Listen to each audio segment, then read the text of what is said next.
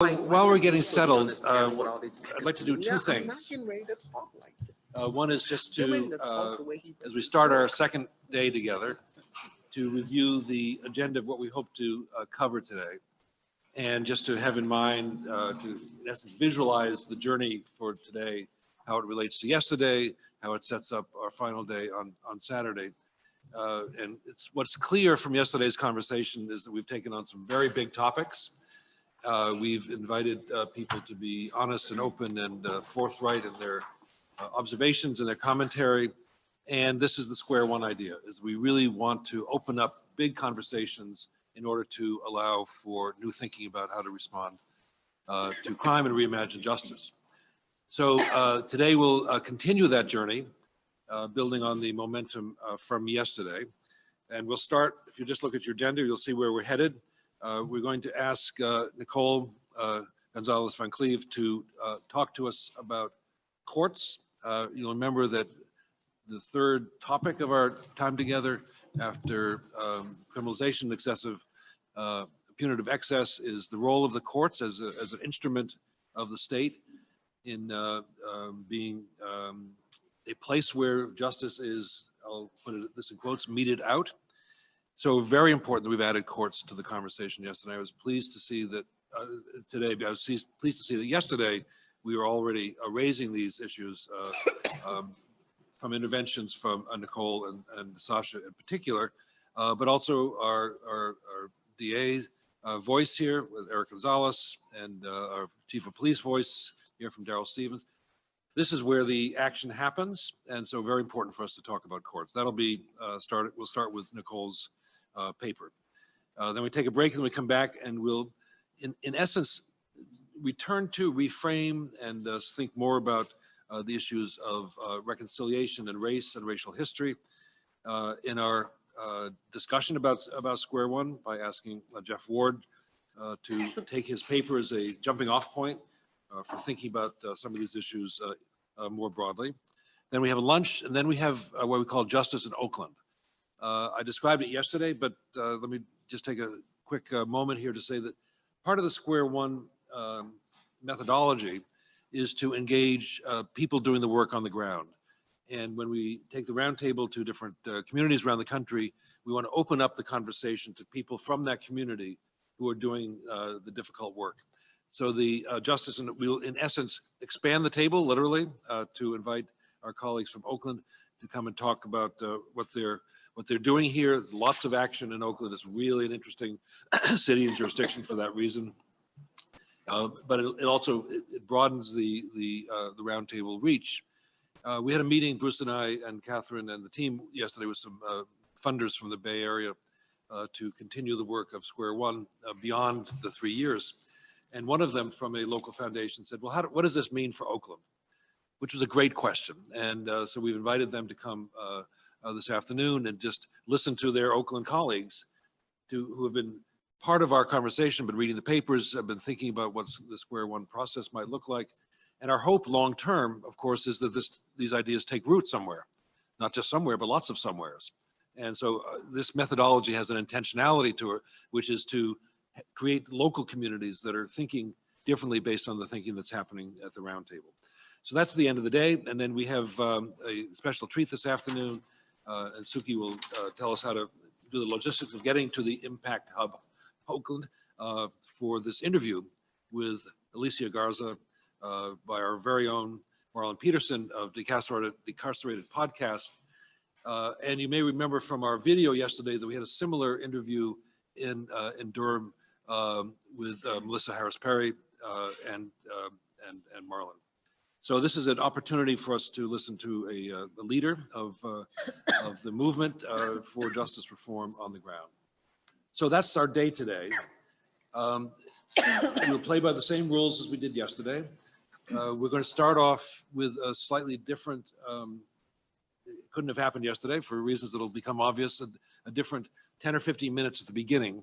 So here's your assignment as we turn to Jason, is to, and we'll do this sort of lightning round fashion. It won't be for conversation. It'll be just to get ideas in the room.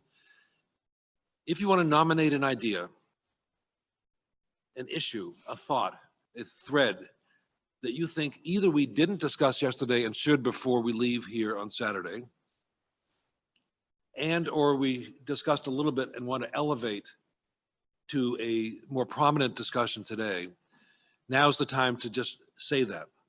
And Bruce and I talked about some that are on our minds as we're on our way over here, but the important thing is to have this be a collective process.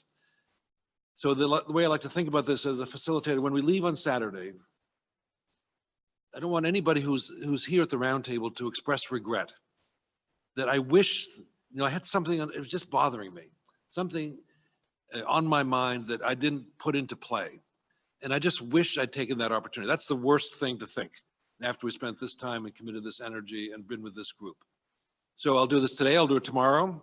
And I know that what happens, it's the reality of a group process, is that overnight, at dinner last night, over ribs, wherever it happens, something comes into your mind that you hadn't thought of before, or that sometimes if you're really deep, so the subconscious does this work for us overnight while we're dreaming. Right? Something's going on. That's what we want to articulate and express and bring into the table. So that I'll do after we hear from Jason, who's a professor of African American Studies, chair of the Ethnic Studies Department here at Merritt, and it will be a lightning round. So just as succinct as you can make it, what have we missed? Jason.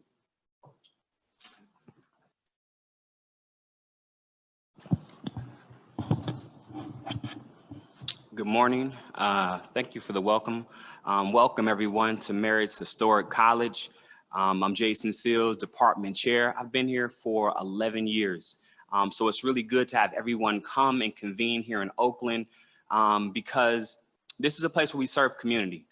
And just to kind of position everything, we're literally 9 minutes away from a juvenile justice center, about 24 miles away from Santa Rita, about 58 miles away from San Quentin. And so I think it's really important as we're having these discussions and convening here that we're thinking about those lives, that we're mindful of the people that are incarcerated. And in our community, I was just speaking about how so many of our students come right from the community. And here we make it a point to make sure that we're serving the needs. And I think that what has to be uplifted in the conversation today is humanity. And what does humanity mean? And beyond just the institutions, because I think a lot of our conversation focuses on courts, focuses on the institutions, but I think it's about the people as well. What are the values of the people that are drafting the policies, that are creating the funding streams for these prisons? We have to think about, are their values inclusive? Do they see the humanity in African people? I think it's really important, as it was brought up yesterday, to begin to think about slavery. But I think it's important to think about the 55 white men that sat around the table in 1787 and centralized the economy and our governing system that still reflects 2019. What were their efforts? They centralized the dehumanization of African people. That was the central focus. And so it hasn't really shifted. And so part of my role here at Merritt College, as I am leading the Black Studies program, is to cultivate minds and energy to actually do away with some of what's impacting people. And I think we have to uplift families. So when we're talking about systems that are impacting, that's incarcerating, let's talk about families. Let's uplift those mothers, those fathers, those grandmothers, those elders, because they play a huge part and they're being impacted. We cannot emphasize this without talking about economics. How does economics play a part? When we think about the early systems of actually taking away the humanity of Africans, it was very much connected to economics. So we have to factor in economics in 2019 as we're having this conversation. I think what's also important is making sure that we're talking about healing. You said it's important that we think about those things that we want to make sure is put on the table. We need to talk about healing. Not just healing for African people, but healing for the people that are making the decisions to incarcerate and dehumanize African people. Healing has to be a part of this conversation. And I know in academia, because it's not tangible, because it's not measurable, sometimes healing isn't seen as a viable conversation. But it's essentially important, because when we are talking about racism in America, sometimes we get into this one-way dynamic where we're talking about those that are harmed and impacted. But when I look at pictures of people that were maimed, people that were lynched, what I'm seeing is families that were there, that were witnessing that. What trauma did they carry? If we're always talking about the people that are impacted, we don't get into the duality that everyone's impacted, that it's not just a one-sided issue, but all people are impacted. So healing is essential. Healing is important. And so I just want to ensure that as we're having these conversations today, Saturday, and beyond, that we're lifting up ideas, but we're also thinking about solutions, that we're also thinking about stakeholders, that we're also thinking about partners that can do this work beyond this space. Because when we open it up to people that work here in Oakland, they're going to tell you about some of the initiatives they have inside of those correctional facilities, where they're going in and they're saying, yes, you have a maximum sentence, but I still see your humanity. That right here down the street, 9 miles away in the juvenile justice system, people are in locked facilities at the highest level, and people are going in and doing work with those young boys to rehabilitate and support their transitions out. And so we need to ensure that we're talking about what's happening before, during, and after. This summer, we're taking a group of young men that were formerly incarcerated to South Africa. We're doing that because we want to create leadership opportunities. And we know that them connecting with who they are, their identity, is going to support part of their healing. And so we need to create more spaces, more opportunities for us to be proactive, for us to work with folk while they're incarcerated, but then even afterwards, continue their healing and rehabilitation. And so I welcome everybody. I welcome you all to be here today, and I'm excited about the conversation. And I want to make sure that as we're having this conversation, we just bring the energy of Oakland into this room. The energy of Oakland, let it sit in this room, let it permeate, and let it inspire the conversation moving forward. And for each and every one around this table, I want you to think about this one thing. I have a son. My son is 5 years old, beautiful. Malcolm Rashad Seals, and we often get stopped. People say, oh, he's so beautiful, he's so handsome. Always wonder, at what age will he no longer be that? What age will he be criminalized? I want us to think about the legacy of our children. What do they need as we move forward? Welcome. Give thanks. Thank you, Jason.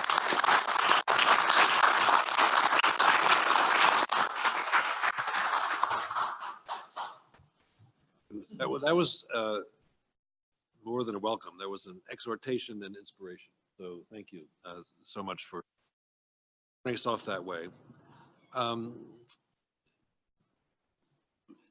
already nominated one topic, which I really appreciate. About healing as being a process for human.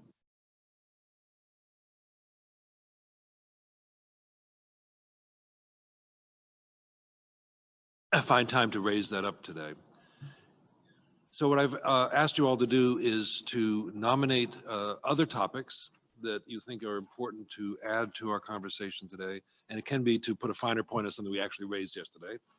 And we'll do this quickly. And this is the goal, is to really rapidly, not to discuss it, but just say, it's important that we talk about X. So there are 2 tents up already. Just get my attention in whatever way suits you. And we'll start with Jody Rich. What should we talk about today that we haven't mentioned so far? I just want to try and put on the table a little pragmatic. I mean, it's great to start with square one and rebuild the whole system, but I think there's an opportunity here with the opioid crisis that has not been available before and may not be available after the opioid crisis. And that is at least in Rhode Island, it's hard to find a family that's not impacted by this disease one way or another, either a family member or a neighbor or a coworker's kid. And so we have an opportunity to connect the dots with the war on drugs, mass incarceration, and this disease that's killing people rapidly and impact, and the deaths are just a small tip of the iceberg compared to everyone that's impacted. And so I think there's a moment in time where we might be able to, and I'm not saying tweaking, I think some really serious changes can be made, maybe not starting over at square one, but I think there's an opportunity here that we shouldn't squander. And, you know, not one of the 320 people who died in Rhode Island this year of an overdose died because there wasn't enough incarceration, because there wasn't enough police presence, because there wasn't enough legal system. So. Okay, got it. Thank you. The opportunity presented by the opioid crisis. The next up was Bruce, and then we'll go around to Sasha and Keith. Yep. We haven't, I guess this is similarly motivated to Jody's point. We haven't talked at all about mental illness and criminalization of mental illness. If I could add one more quickly, we've talked about criminalization largely as a critical idea, a source of injustice. A question I want to pose is there a positive conception of criminalization in which society expresses its moral disapproval of crime defined in some way, some areas of social activity? Okay. Bruce got two in. That's very clever. Mental illness and positive perceptions, but they were terse, which I appreciate. Sasha. Does that mean I have two?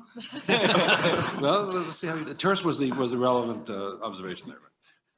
I want to lift up something that Serene said yesterday, which goes to the role of law in this entire endeavor. So I think of law as the tools. Sometimes it itself inflicts injustice, and sometimes it can be a vehicle for justice. It's not inherent in law itself. It's what we do with it.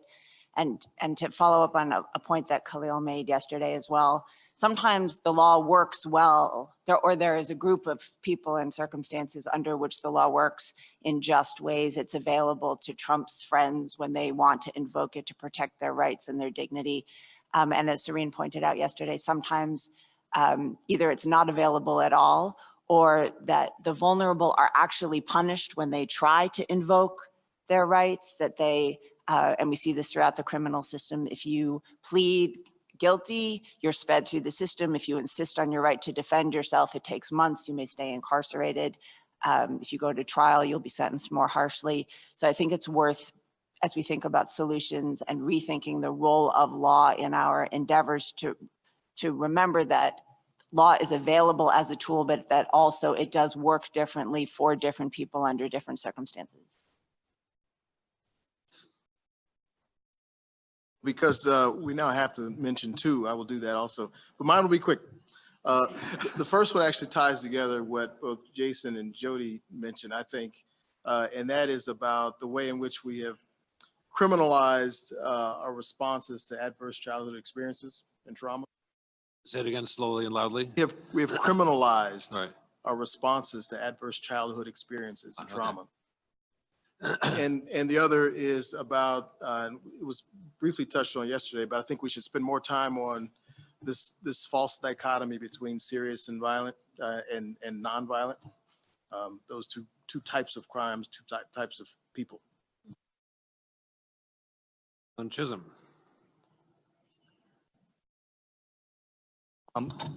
Thank you, Jason, for your introduction. It actually brought to mind something that I think is really important on discussing economic history as well as it relates to race. And I'd like to see is also even bringing it into more contemporary history and the impact of racially discriminatory housing policies populations that are most impacted by police policies and practices over the last 30 or 40 years. And particularly, I'm thinking of some of the work that Rob Sampson, Color of Money. Finally, I think it goes to the issue of reparations because of all the unmet promises of the civil rights. It's really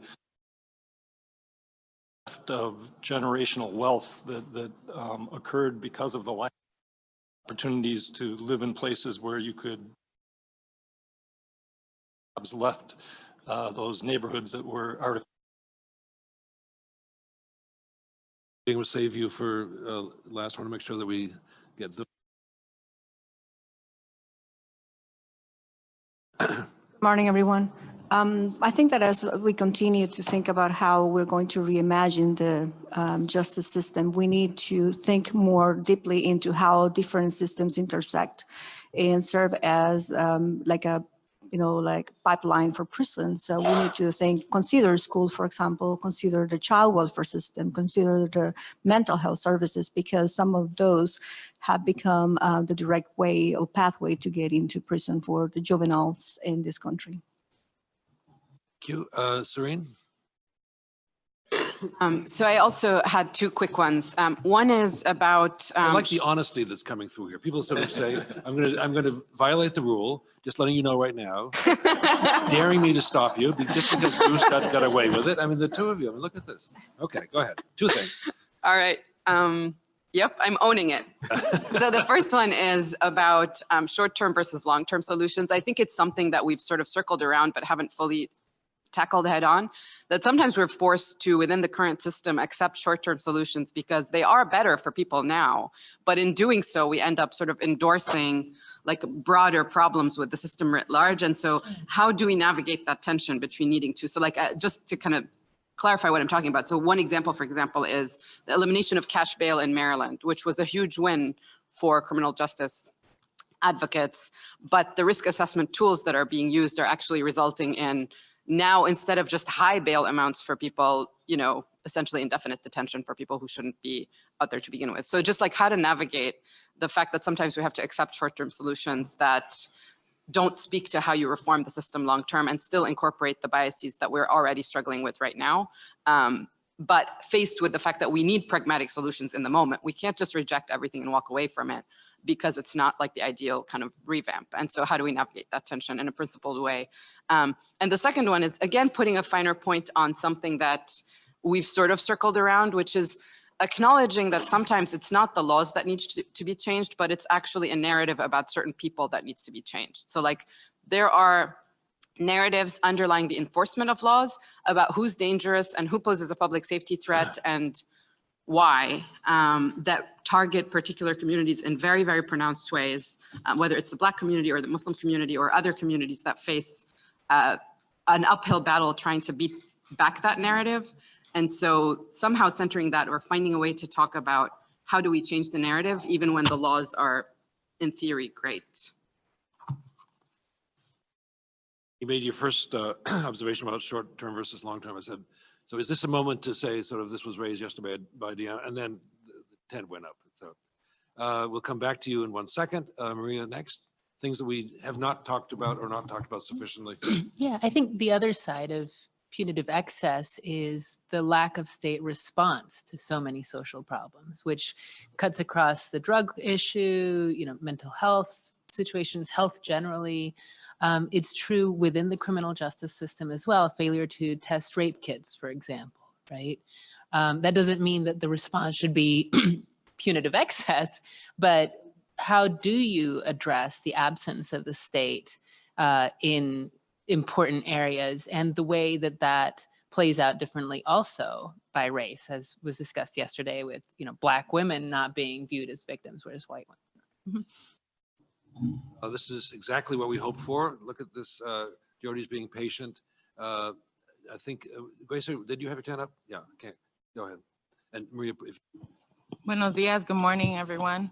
I think the two things that would be really important to bring into this conversation are one, continuing to ask ourselves who profits from like the way that things are right now in terms of like money, I feel like ensuring that there is a proper power analysis about if we are, let's say that we come out with a solution out of these conversations, who's going to be the power that is going to be against the change of this system because they profit from it. And so then the second one for me would be gender and the role of patriarchy and how these systems are constructed. And this, in the same way that we are centering anti-Blackness into this conversation, centering patriarchy and the violence against women, that is going to be important for us to be able to have real breakthrough conversations. And so I think that I would offer those two things, to add to our analysis throughout the day, and then also in the next coming months. Okay, I apparently am not close enough to the mic. Jeff Ward, and then we'll do a last call, and then Jody. Jeff? Yeah, building on the previous point about impunity as a problem, I think the problem that the spring breakers raised, one of them raised yesterday, of environmental justice has to be integrated. This is one of those adjacent issues. It's one of the ways also that histories of injustice become kind of embodied in our landscape and in our physical bodies. Toxic prisons being a really clear-cut example of the connection to our conversation. These are prisons that are sited in places known to be environmentally contaminated with adverse implications for the incarcerated and the prison workers. So I think it's an important topic to integrate in our conversations and our strategies of intervention. And Jody? You just feel jealous that you put in one idea, everyone after you has put in two, and you just say, how am I the chump that did the first one? I'm just not as smart as Bruce. Yeah, right. So, I'm guilty of. And did you also want to say something? You did, okay. I don't want to forget that. Good, yeah. So I'm guilty of leaving this population out of my thinking. And I got to, that we got this narrative of racial issues driving the incarceration. We've got the drug issues driving incarceration, and it's easy to focus on those issues, but one population that I often leave out is the sex offenders, and that's a whole kind of different ball of wax. And I've sort of always thought, well, yeah, we'll deal with them later. I can't quite wrap my head around what should be done, what's the right thing to do, what is punitive excess, is punishment necessary, and yet so many of the people that I see that dealing with addiction and mental health issues, a lot of it seems to have come from being abused as a kid. How can we as a society both promote justice for all and yet protect our youth from Deanna, then Nika, obviously, and then Daryl. Yep.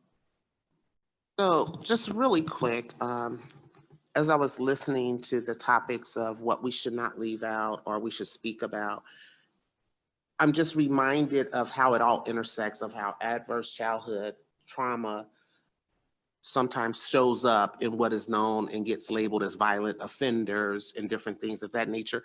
But I still think when we talk about healing, we can't forget or lose sight of the structural racism that the system was built on. That everything we're talking about still comes back down to the structural racism that has entrenched. And it jogged when Jody, and no offense, but this is where we push back.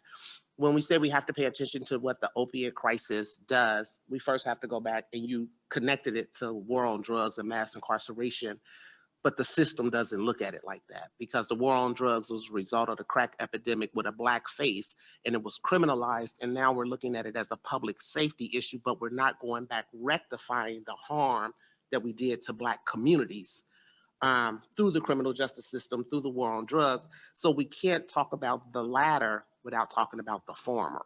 And to me, that goes back to what Jason said about we have to keep the focus of healing. And I just don't want to lose sight of that and what's been done based on structural racism. Great, thanks. Nika, and then Darren. So one, thank you, Jason, for that warm welcome and for grounding us. Just to solidify one point you made about the duality of healing, I really wanted to call attention to the healing that needs to be done within law enforcement. If we're talking about, the dehumanization of people, I think a lot of that people feel capable of doing because they haven't dealt with their own healing. And I see pervasive mental illness and trauma within law enforcement, especially with correctional professionals. And I think we'll hear a little bit more about that when Nicole talks about her paper and how that plays out. And then two, because I'm just gonna go with the crowd and break the rule. Why not? Is I specifically want to be mindful about the impact of the system on African people. I heard a lot yesterday about Black and Brown, and I do believe that there is, there are many similarities there, but I also believe that there are distinct ways in which the system has impacted Black people, and I don't want to lose that personally. Daryl. And then Khalil. Just one quick thought. We've talked and heard a lot about in the history of the police role in criminalization, and we have to own that and accept our role of responsibility in that. But as we talk about short and long-term solutions, I think it'd be helpful to think about how the police can be good partners in helping us move forward. I think there's a lot of efforts where they've made those efforts. I think they'll continue to make those efforts, and ideas and thoughts from these conversations that would help move that forward, I think would be helpful. Bill. A quick idea that I just want to put in the space. We should be talking about the role of public sector unions in criminal justice, both in policing and corrections, and the power that they hold both in their political ability to block reform and as expressions of the kinds of ideologies and belief systems that play out in the work that they do. And this is something that I think is a lever in the system that may be political third rail even to the Democratic Party as it intersects with public sector unions of the Democratic base. But if we're going to really get down and dirty with a square one, there has to be some fundamental shifting in collective bargaining agreements for those employees. The last is that data collection and transparency. And so as a similar problem, either because of unions or because of traditional legislative protections of privacy for public workers, a lot of the changes that we seek that are implicated in these conversations are blocked when police or corrections facilities are black boxes to public scrutiny. There you have it. Lots of big ideas that we either didn't handle sufficiently yesterday or didn't mention at all. So the obligation of those who nominated those ideas is if you see an opening where it would be the right time to raise it, or anybody else who says that was a good idea that I heard from my colleague, we don't want them just to be enumerated and say, check the box. We want them to be integrated, if possible, not artificially, but if possible, into the conversation today and tomorrow. We'll do the same thing tomorrow morning, so keep thinking about things that we've missed. Again, we don't want the regret at the end of our time together to say, if only we talked about something. So let me do a couple housekeeping things before turning it over to our discussion with Nicole's paper. The first is to the observers who, I miss the kids back here. That was a great energy to have my back. They're on to some other spring break project today. I asked them, are you coming back tomorrow? They said, no, I forget what it is. They're doing something else. To the observers who are here, we will, after our break, I'll give, as I did yesterday, an opportunity for you to throw in a question or an observation, something that we've missed in the conversation. You want to make sure that we pay attention to it. And there was a gentleman who wanted to get in yesterday. I looked for you. I don't know if you're here, but I looked for you as we closed yesterday. You were standing over there. because I know that I sort of cut you out because I wanted to keep the conversation at the table. But if you're still here, whatever you wanted to say yesterday is still good today. So just feel free to do that. The second thing is, please, those of you who are active on Twitter, now's your time. We're putting some of the Twitter messages behind us. We're trying to build a larger community. Nicole gets the prize. No? Maybe. Very, wanted it. yeah, right. Very. Everybody who we had a breakfast this morning where we were saying, "Well, I don't think of people this way. Well, how many followers does she have? How many followers does that person have?" Well, that's a serious observation. We're trying to move beyond this room to connect with lots of people and institutions. And the retweet is a minimum. Just get things out there. If you want to tweet with a comment, that's even better. And what you saw yesterday that was so wonderful was people in our virtual community who are listening and watching, picking up quotes from what people said. And that makes it very real. Like, Khalil just said this, and there's a quote that goes out there. This is what Sasha just said, there's a quote. So it is taking your voice and projecting it. Hopefully we're getting it accurately. And just please, not while you're sitting here, but during the break. And for those who are observers, if you're into live tweeting, please just build the community. Because we've got something big in mind here, and that will take a lot of us. So please continue to do that. So, are we ready? Sure. Okay, so talk to us about courts. Hey, good morning. So on the surface, this seems like I should be a law professor kind of talking about the gap between maybe the law in the books and the law in practice.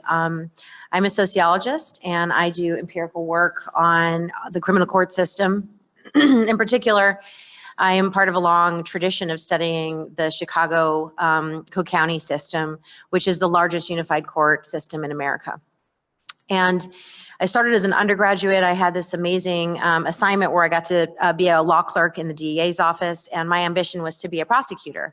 And so to me, this was the perfect opportunity to kind of, pad the resume, if you will, gain access to how the law was practiced.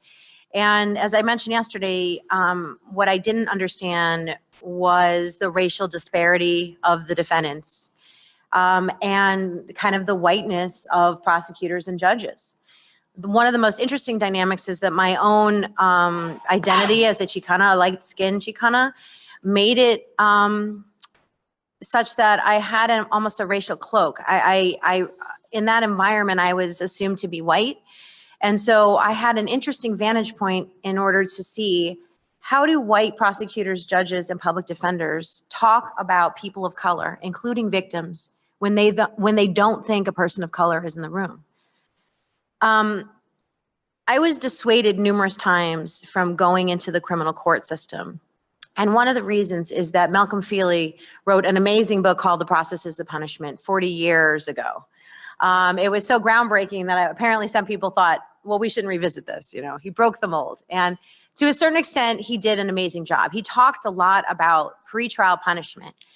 And for those non-legal scholars, pretrial punishment is the idea that once you're accused of a crime, it starts a cascading effect of punishment that reaches beyond, conviction, right? You don't need to be convicted to experience the punishment that the criminal justice system can inflict on you. You could not be able to pay your bond. You could be held in jail, all based on an accusation. And even if your charge is dropped and you're found to be innocent, you still have paid a significant price.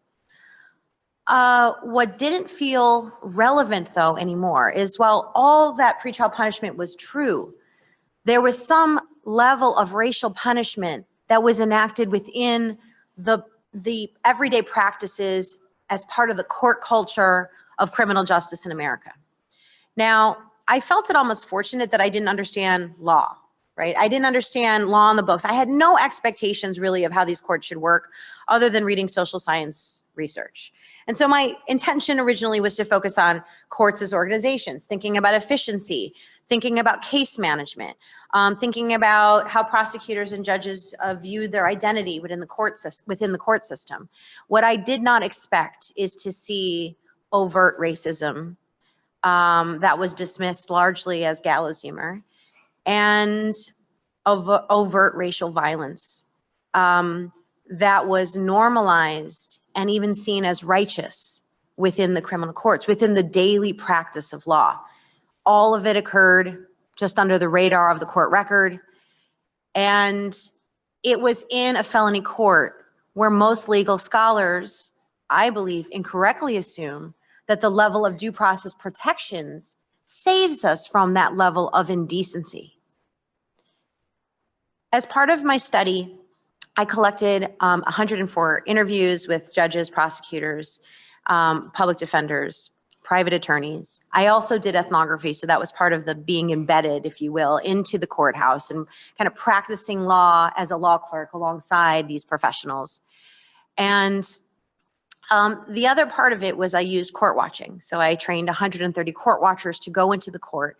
And many people said that some of the abuse that I was witnessing was based on class, right? Class stigma. And this was in the era of Obama. So people did have a post-racial narrative about any type of abuse you saw. Well, it had nothing to do with race, and it can't be. One prosecutor in my interview said, I see a case, I don't see race. The court watchers saw a decidedly different picture, and they dressed in plain clothes. They blended in with the same type of cloak that I used, so I could isolate how their racial identity minus or isolating their educational identity or their class identity affected how they were treated. And it's no surprise that most of the Black and Latino researchers were mistaken for defendants. White researchers were given special privileges. They were told to go to amazing cases where a whole family was hacked up, right? And it was almost like there was a sense of racial spectacle even in the coaching of these white court watchers. But that is where the true power started to expose itself, which I realized was I wasn't studying just criminal law. I was studying race, racism, and racial abuse under the guise of due process. And so in this paper, I start out by taking you into court. It's 2016. It's about a year after my book has been released, and the court watching protocols have been disseminated through the city of Chicago into other jurisdictions. And the the justice of Illinois, one of the Supreme Court justices of Illinois, decides to do her own court watching. She ventures from the high court into bond court, same court house that I studied for over a decade. And she watches what she sees as a parade of bond hearings. Most of them are no more than 4 minutes long. And what she sees is a woman paraded in front of the court. She has mental illness, and the police have arrested her in her underwear. To solve the problem of dignity, the officers have clothed her in a garbage bag. Justice Burke lamented that she was appalled that anybody could do this to somebody in such a public spectacle, right?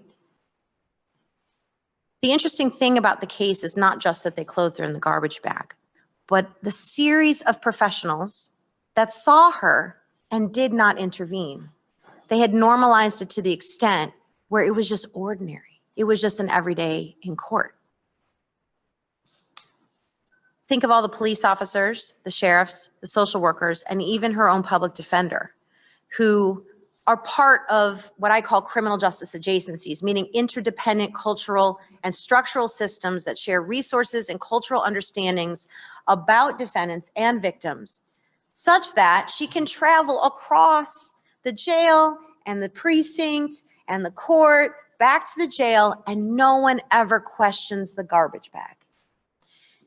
What I started to realize and what I tried to document within Crook County was, what role do these ceremonious encounters, right, this kind of public spectacle of racial degradation, what role did it play within the court system and how the professionals and the judges saw their work?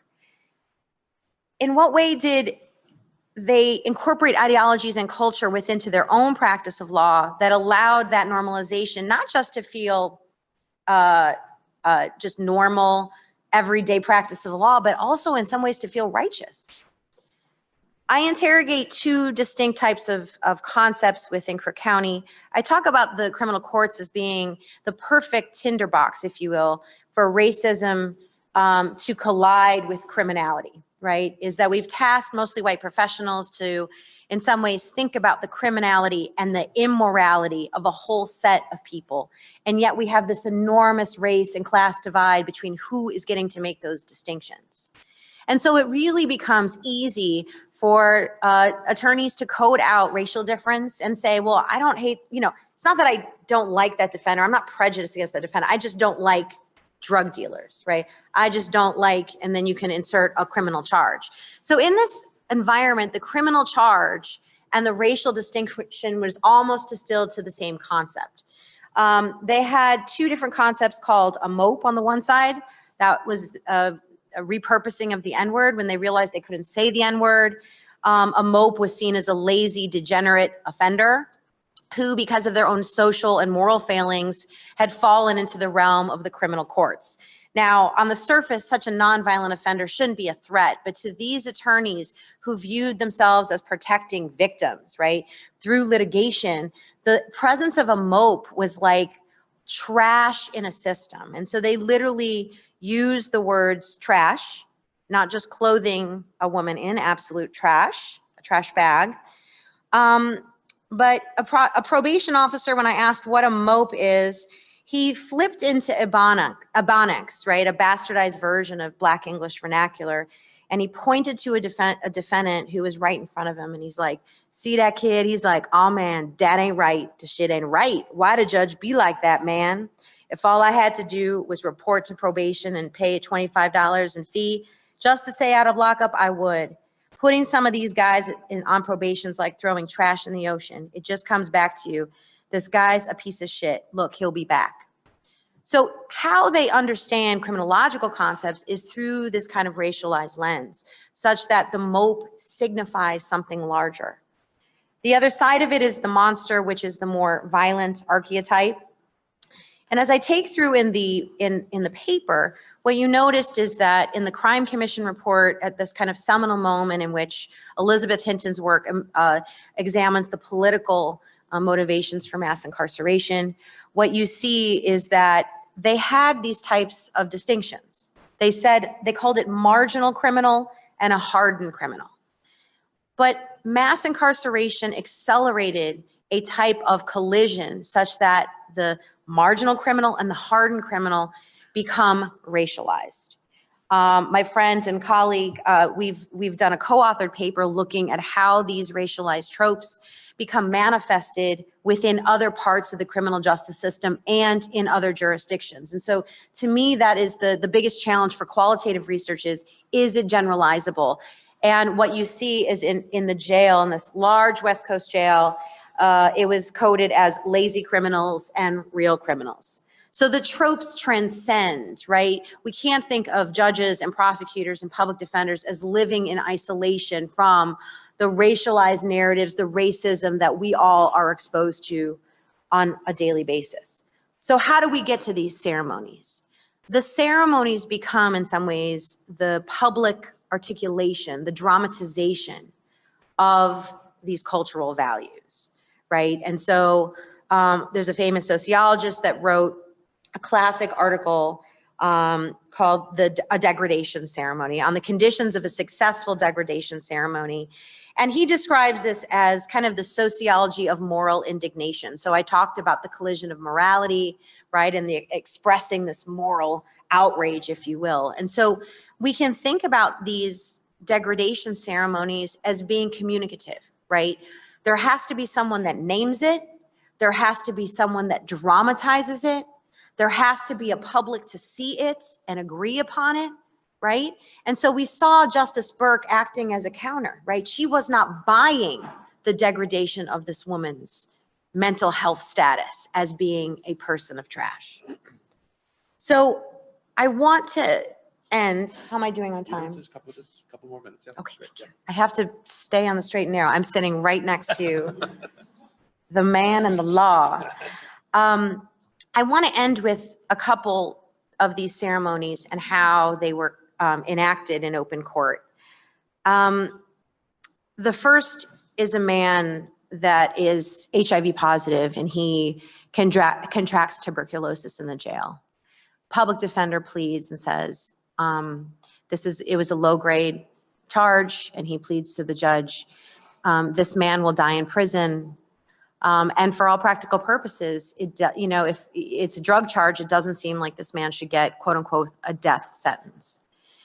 Sheriffs bring out the man, and when they hear that he is HIV positive and has tuberculosis, the sheriffs step back in unison, and as though the man is absolutely contaminated, they pantomime to the prosecutor and pretend like they're reaching, and he goes, "Help me," and he pantomimes like he's being tortured by the contamination. Now, the interesting part of this ceremony is that the man that's the target, this defendant, his humiliation is happening in front of him. There is no wall that divides the humiliation in front of him. And so many of the things that sociologists talk about, front stage and backstage behavior, are completely destroyed. In another instance where 3 court watchers witnessed this racial degradation ceremony, the target was a Black mother sitting in a public gallery. She sat in the public gallery of the court, and her status in the court was kind of unknown. We didn't know if she was a victim. We didn't know if she was a witness or a defendant. We knew that she had her daughter next to her. Her daughter began playing silently with a cell phone. The prosecutor pointed through bulletproof glass like this and waved over the sheriff. So you almost see it in slow motion because there is no sound. The sheriff comes through, takes the child, confiscates the phone, without talking to the mother, brings the child into custody. The mother, you could hear from the notes from these 3 court watchers, hears the child wailing in the lockup. The mother wails in the open gallery as the prosecutors laugh at the spectacle. To me, the success of that racial degradation ceremony is it negates the Black mother's status as a competent parent. And it shows that the degradation does not have to be targeted at an actual defendant. That the logics of this mope or monster that is decoded from race, but absolutely is infiltrated with racial meaning, allows the abuse to transcend institution, to transcend category, to even be unleashed on a victim, because the color coding and the segregation of the courts is that absolute. So as I end, I just want to say, how can we exert accountability? For me, court watching was essential to that component. How do we create a sense of decorum that is required by law? How do we make our courts accessible, transparent, dignified, right? How do we, as the Supreme Court says, how do we satisfy the appearance of justice? And I welcome your comments. Thank you so much. Thank you, Nicole.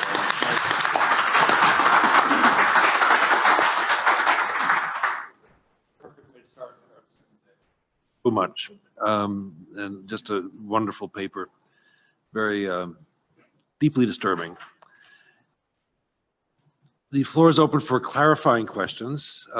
If anybody has something they didn't quite get from Nicole's paper or presentation. John? Great presentation, great paper. Just a real quick question. What has been the response primarily from the judicial system based on book or just comment? It reminds me Yeah. a great deal of the work that Amy Bach did, but she did it in more of a structural sense. You've done it on a deep dive in sort of the behavioral system in just one jurisdiction. But yeah, the response from the judicial system. Yeah, so I was frightened for many years that they would rebut the claims that I made in the book. And it was interesting. It was the absolute opposite, which encourages me in some ways and also demoralizes me, in the sense they were saying everything I was saying was quote unquote true. They couldn't dispute it. They saw it, they did it. They didn't know how to fix it. And so I feel like they were waiting for somebody to make sense of these practices sociologically. And a lot of attorneys felt imprisoned by these rituals. The unfortunate thing is a lot has not completely changed. And so there was only one prosecutor that wrote kind of a scathing commentary piece about this work and used many of the tropes that I talk about in the book. The difference between my work and Amy Bach's work is that I'd really try to think about, how does these racial tropes allow prosecutors to efficiently sort cases, meaning it has a utility. You have too many cases, not enough time. A trial is a very scarce resource. Public defenders are already overburdened. And so one of the things I interrogate is how does racism become organizationally useful to be efficient? And I think that's why it's so difficult to break up, if you will. Thank you. Other clarifying questions for Nicole? Going once, going twice. So let's open it up, and just a special note to Elizabeth and Khalil. I can't see the corners well, so if you just find a way to get my attention if I miss you. Jonathan. Oh, structural discrimination. The corner on purpose. No. Jonathan. Thank you, Nicole. As you know, I love your book, and I want to lift up and maybe flip around. I hadn't gone back to look at Garfinkel's notion of moral indignation, or the sociology of moral indignation.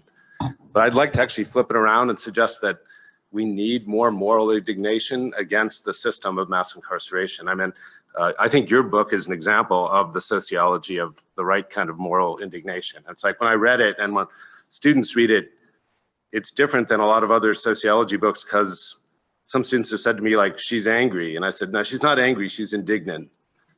And indignant has dignity at its core, right? Indignant is a sense that we should be outraged.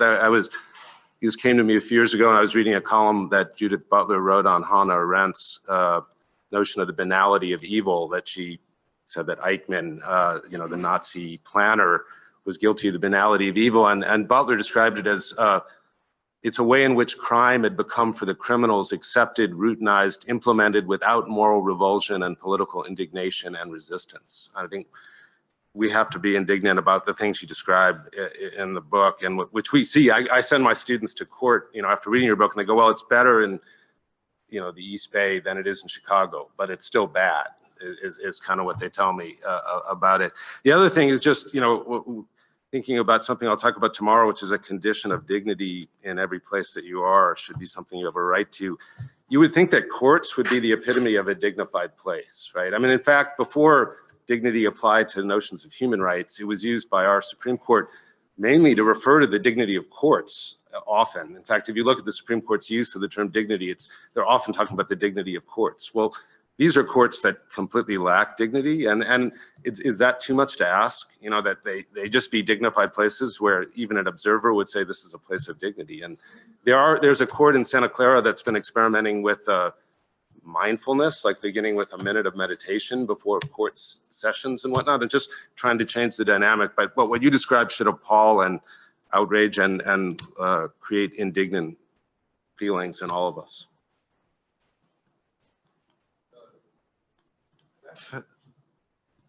Yep. Thank you, Nicole. That's a tremendous paper, and your book as well. Related themes there. Jonathan, I was just thinking, I wish you'd brought your gong. I was just remembered to set the stage, a dignified moment. Anyway, let me get back to my point. I think these degradation rituals that you're describing are, I'm really interested in how they work as mechanisms of the racialized injustice, the sort of, what Jason so poignantly described as the dehumanization that's at work in our society. I think in some ways, the degradation rituals are representations of a racist logic that has already exists, but I also think that they are generative of, and I think that you make the generative argument somewhat subtly, but maybe you could make it more explicit. They are essentially, they're some mechanisms, I think, of what Monica Bell describes as legal estrangement. They are mechanisms by which people are defined as sort of not party to the moral and political considerations of our of our society. And, you know, to use Charles Mills' work, who I'm just a great fan of, there's this sort of discursive rituals by which people are excluded from the, recognition under the terms of the social contract, morally and politically. We have a paper about this coming out in American Behavioral Scientists called the violence of racist police jokes, where Oakland and San Francisco police cases figure prominently. And in a piece, we're trying to, you know, make clear that this isn't, that we should not understand this as simply misconduct that's sort of unprofessional, but that it is a means by which essentially we're trying to argue that the cultural and structural and direct violence of racist policing passes through these discursive exchanges. It's kind of, so anyway, I think it's a really important contribution. And in terms of a policy implication, you know, towards the end of your paper, you stress the importance of court watchers, and I think that's right. But I also think we should put more pressure on institutions to essentially police these issues themselves. I mean, in the ride over here, someone brought up broken windows policing, and I was talking with Jeremy about this. I'm kind of hesitant about it. I think it's in our paper. I can't remember, but you know, there's a case to kind of put broken windows policing back on police themselves and courts. I mean, these are examples of low-level offending, quote unquote, that contribute to a culture of disorder, of deviance, and ultimately more egregious offenses like excessive uses of force, lethal force in some cases, miscarriages of justice, and so forth. So I think there's a very important through line here to a kind of policy intervention. I don't know that I want to reify broken windows, but certainly the argument applies.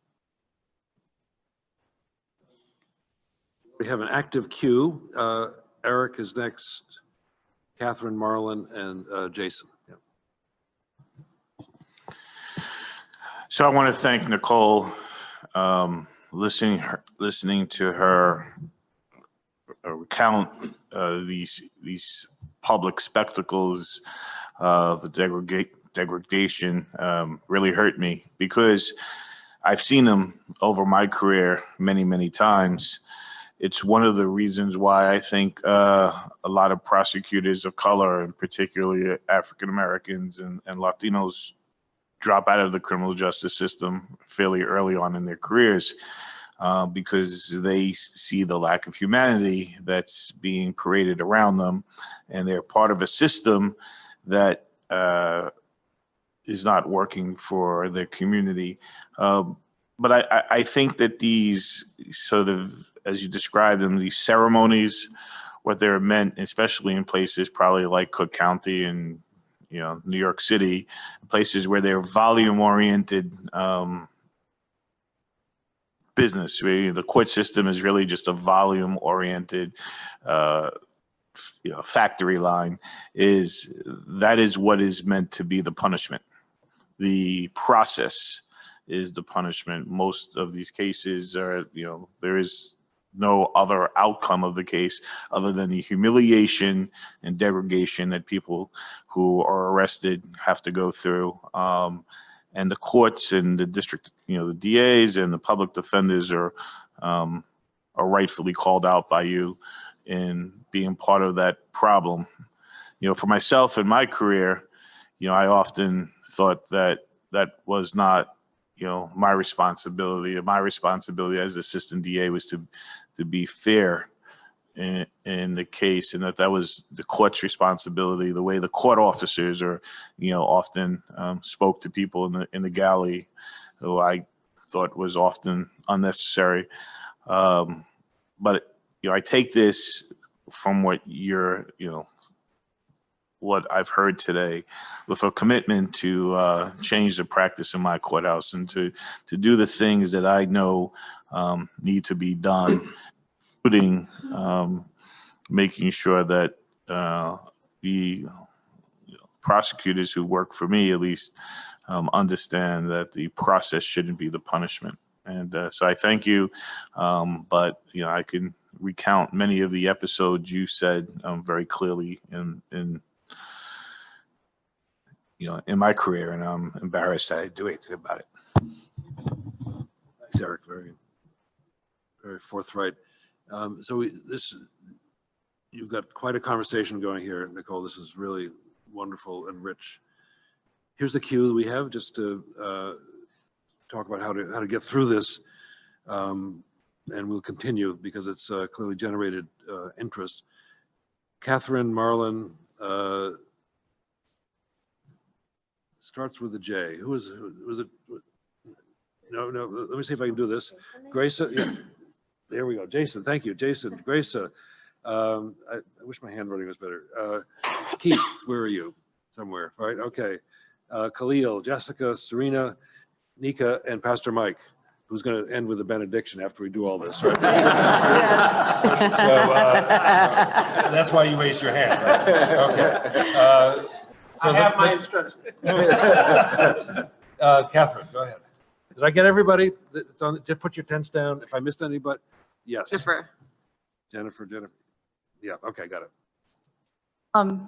This is Nicole. Thank you for all of this and for this conversation that's coming out. I was struck in listening to you and something that you alluded to a little bit when we think about these degradation rituals and the ways in which this overt and or subtle racism comes through in these degradation rituals. That something that I think is really notable is that for the system itself and for many of the players in the system, it's actually virtuous. There is a sense that, because we check the box of having had a 4-minute bond hearing for everyone, that we are protecting due process, that we are playing a role that is not just justified, but critical to the functioning of our virtuous democracy. And that it kind of gives a sense of importance to this in a way that keeps anyone from having to think about their individual role and keeps anyone from having to think about the accountability that should be coming to them through that. That's one way that it's justified and just dismisses an entire conversation. And/or you mentioned, some of it is gallows humor. We think of it as this is the way that people in the system cope with the system, and that's understandable and excusable because it's so hard and because it's so damaging. There's probably a conversation to be had about the fact that it is damaging and harmful for people who are the players in the system, the young Black and brown prosecutors, as well as the young white prosecutors and everyone else who would be in the system, and judges and defense attorneys and all.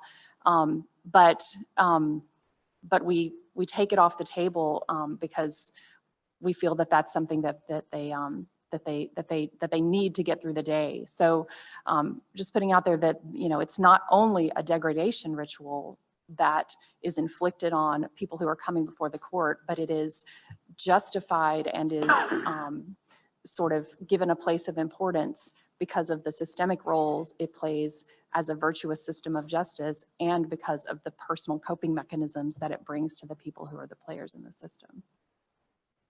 One of the most powerful observations in your paper and your presentation was counting the number of people who had seen and thereby were complicit in the placement of the trash bag on the woman who was mentally ill and arrested in her underwear. And Hannah Arendt is just the right way to start this. There's a normalization of that I think it places obligations to think about how could that happen? How could that be stopped? So. Right, just to follow that, yeah, and that it's justified because it is in service to this critical due process. Somehow it's rationalized, right? Exactly. Marlon. And then Jason. Yeah. Good morning. Oh, wow, that was kind of, okay. So first of all, once again, Nicole, thanks for the paper. And one of the things that I really appreciated using Garland, use the term presentist to describe the way in which policy analysts and criminology academics who fail to interrogate the cultural and historical links that influence sustained present-day practices. And it makes me think about, I think, Jonathan, I question the idea of the courts losing its dignity. I think of dignity in that sense of, the courts were the places where they sold people historically. So I think that the idea of dignity within the courts, in the court system, is much more of a subjective notion more so than an objective one. So that's one thing. The other observation that I have is the woman that was put in the trash, that was put in a trash bag, was treated like trash first. And I think, I gave a TED talk where I speak about feeling like, I was treated like trash, justifiably so, because within this space, in this system, it's sort of, we can justify people being treated a certain way when we attach the term crime or crime to them, which makes me think about when Bruce ended yesterday. And he had left with one of the questions he had was, are there just notions of criminalization? And I've really been thinking about that. Is that, because criminalization, is it synonymous with humanization? Can it be? Just a question, right? To sort of think about. And the last thing I just want to sort of leave with a question, which is a little bit different from any of the points I just mentioned, is particularly thinking about where we at now contemporarily in social media. Is social media, the social media, canceling a newer form of pretrial punishment? Understanding that pretrial punishment also, it can give people problems. It affects earning power in terms of bail or what have you. And I sort of think about now we're in the cyber age. Pretrial canceling can have pretrial canceling. Did I just make up that term? Pretrial canceling. It can have impact on earning power. And I just wonder now, as we are thinking about, we keep using this term square one, square one. I can't wait till Jeff comes up later because he even troubles that term in and of itself. But are we literally building off of the same imagination that Mike spoke about yesterday in terms of as we move into this technology age and bringing in the conversation around pretrial punishment? Are we using social media as a new way for pretrial punishment? I don't know. How does social media do? Well, you could be accused on social media now of anything right now, Okay. right? Okay. So I'm just saying that, and you don't have to go to court necessarily to lose any sort of dignity, to lose any sort of status. And we understand that it's in some cases justified. It's justified. I agree in some cases justified, but just to sort of trouble ourselves in the present moment. Are we sort of now creating or recreating another form of pretrial punishment before somebody's been convicted of something?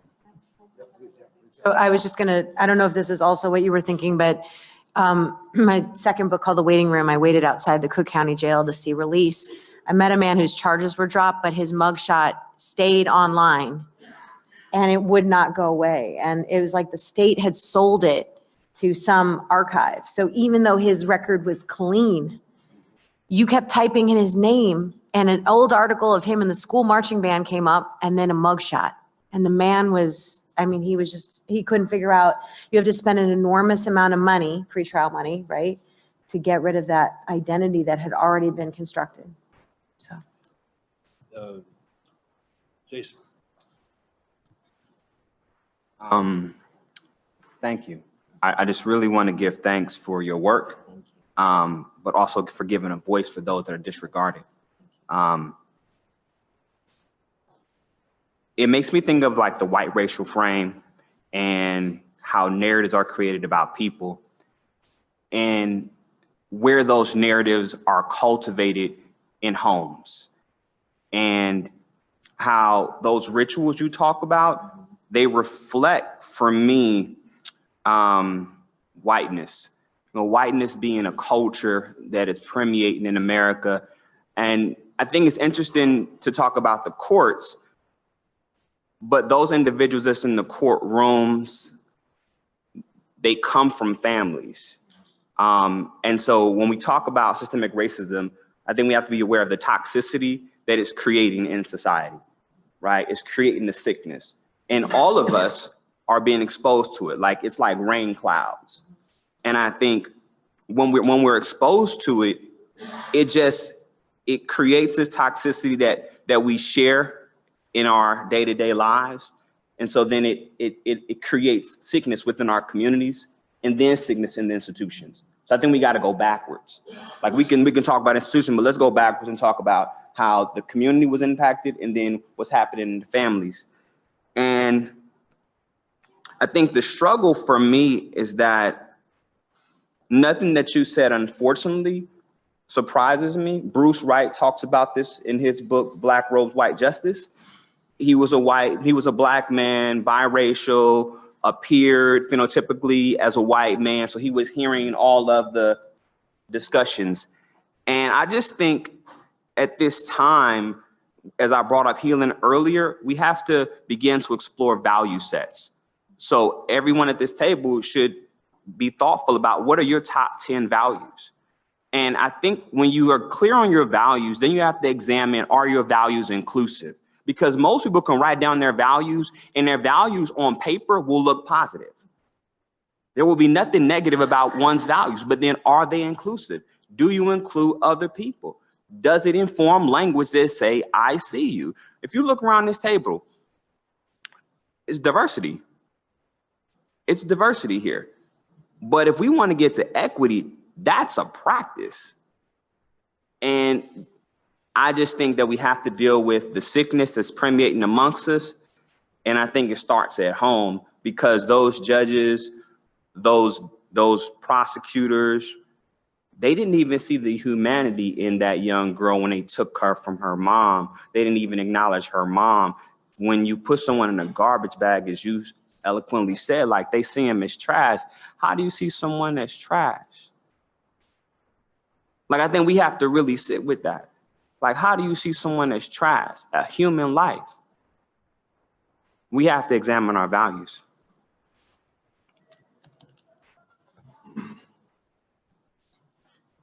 So you're up. We've added 2 more names to the queue, Mark and Robert Rooks. And next is Grayson. So, Jason, for that last piece, I'm sitting with that. Cool, thank you for the paper. Jason keeps doing this to us. I feel it. Nicole, as you were talking about the degradation ceremonies, it reminded me of how sometimes we think that those things are byproducts of the system, or people do those things, like the system does those things unconsciously. I think what I appreciate about your paper, and what I want to be able to underline, is that these are actually political signals for the rest of us that are about, at the core of it, power and control. And who has the power and who has the control, and that, like, the system, which is like grounded on white supremacy, is sending that signal to people about, like, you do this and this is what will happen to you. And we have the power to be able to take away your dignity or give it to you. And it reminds me of when we see the images of the children in the cages with the foil blankets that resemble trash bags every single day. And the fact that we are able to see those images is not because they were leaked, or because it was like the state released them so that the rest of the world could see, 1, what America thought about these people, 2, like, what will happen to those people if they decided to come and seek asylum here. And then 3, and this is where we bring in gender, to be able to shame the mothers of those children for bringing them here. And when we talk about what happens in immigration court systems, there's often this conversation about this shaming of the women who are saying, like, oh, how dare you bring your children here and risk their lives? Like, you should be ashamed of doing that. And so for me, like, it's not an accident. It's like a political action about control and power. And then the last thing I will say is that, like, these court systems, some of them are visible, and then a lot of them, like, are open to the public, where you could have, like, public observers or court observers. And then there's a lot of them that happen in secrecy. It reminds me of about 10 years ago, my father was detained because and accused of a felony for collecting these like wooden pallets that you see at Costco or wherever else, and he would repair them. He would get them from like the big trash bins, repair them, and then sell them back to the company.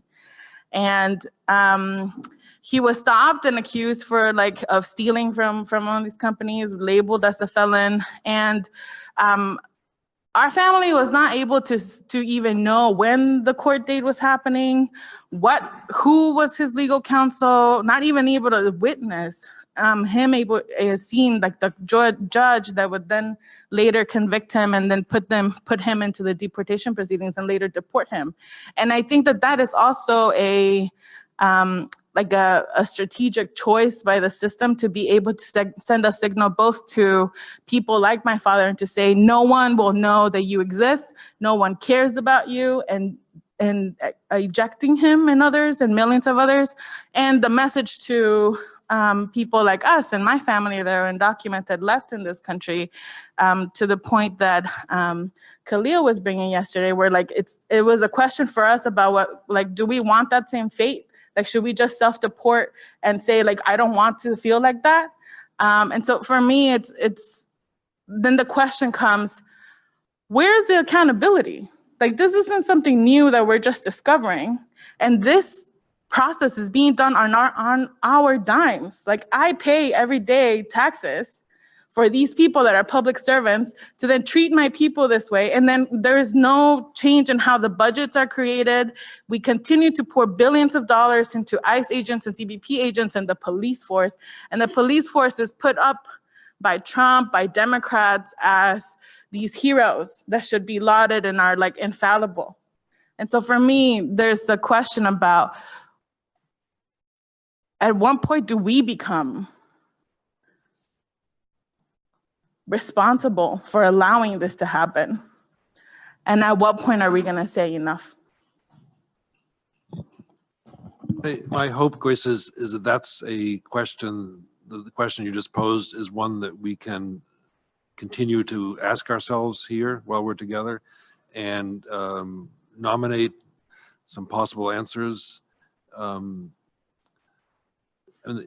even the court watcher intervention in a public place is an intervention of sorts, and we're fortunate enough to have sociologists write it up and publish a book and draw attention to it, but we also have Eric's observation about sort of thinking about his own practice in essence and his own career as a question of accountability. And I think this is what Catherine was getting at, which is where does accountability start and what can be done about it without a total reinvention of everything?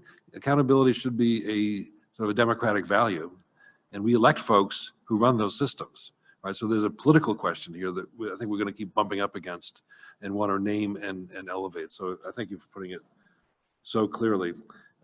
Kevin is up. Keith? Unless you want a name change at the moment. I do get that a lot. And I did the same thing. I did the same thing with Jennifer and Jessica. Sorry. I have been called much worse than that, so it's all right. Okay. Thank you. Thank you for this paper, Nicole. It was the discussion of degradation rituals, as a lot of people have observed, is really important. For me, it's really helpful in understanding things I've been seeing. Just earlier this week, I was in Riverside County Superior Court, criminal court, saw this playing out. And one of the things that there are many things that struck me about the scene was that even though I'm an attorney, a lot of the language was foreign to me. I couldn't even understand what the attorneys were talking about. Defense attorneys, prosecutors, judges, the way they were communicating was so fast. Clearly efficiency was the goal. And they had, there were people who were in custody, who were in their orange jumpsuits and chains, sitting basically in the jury box.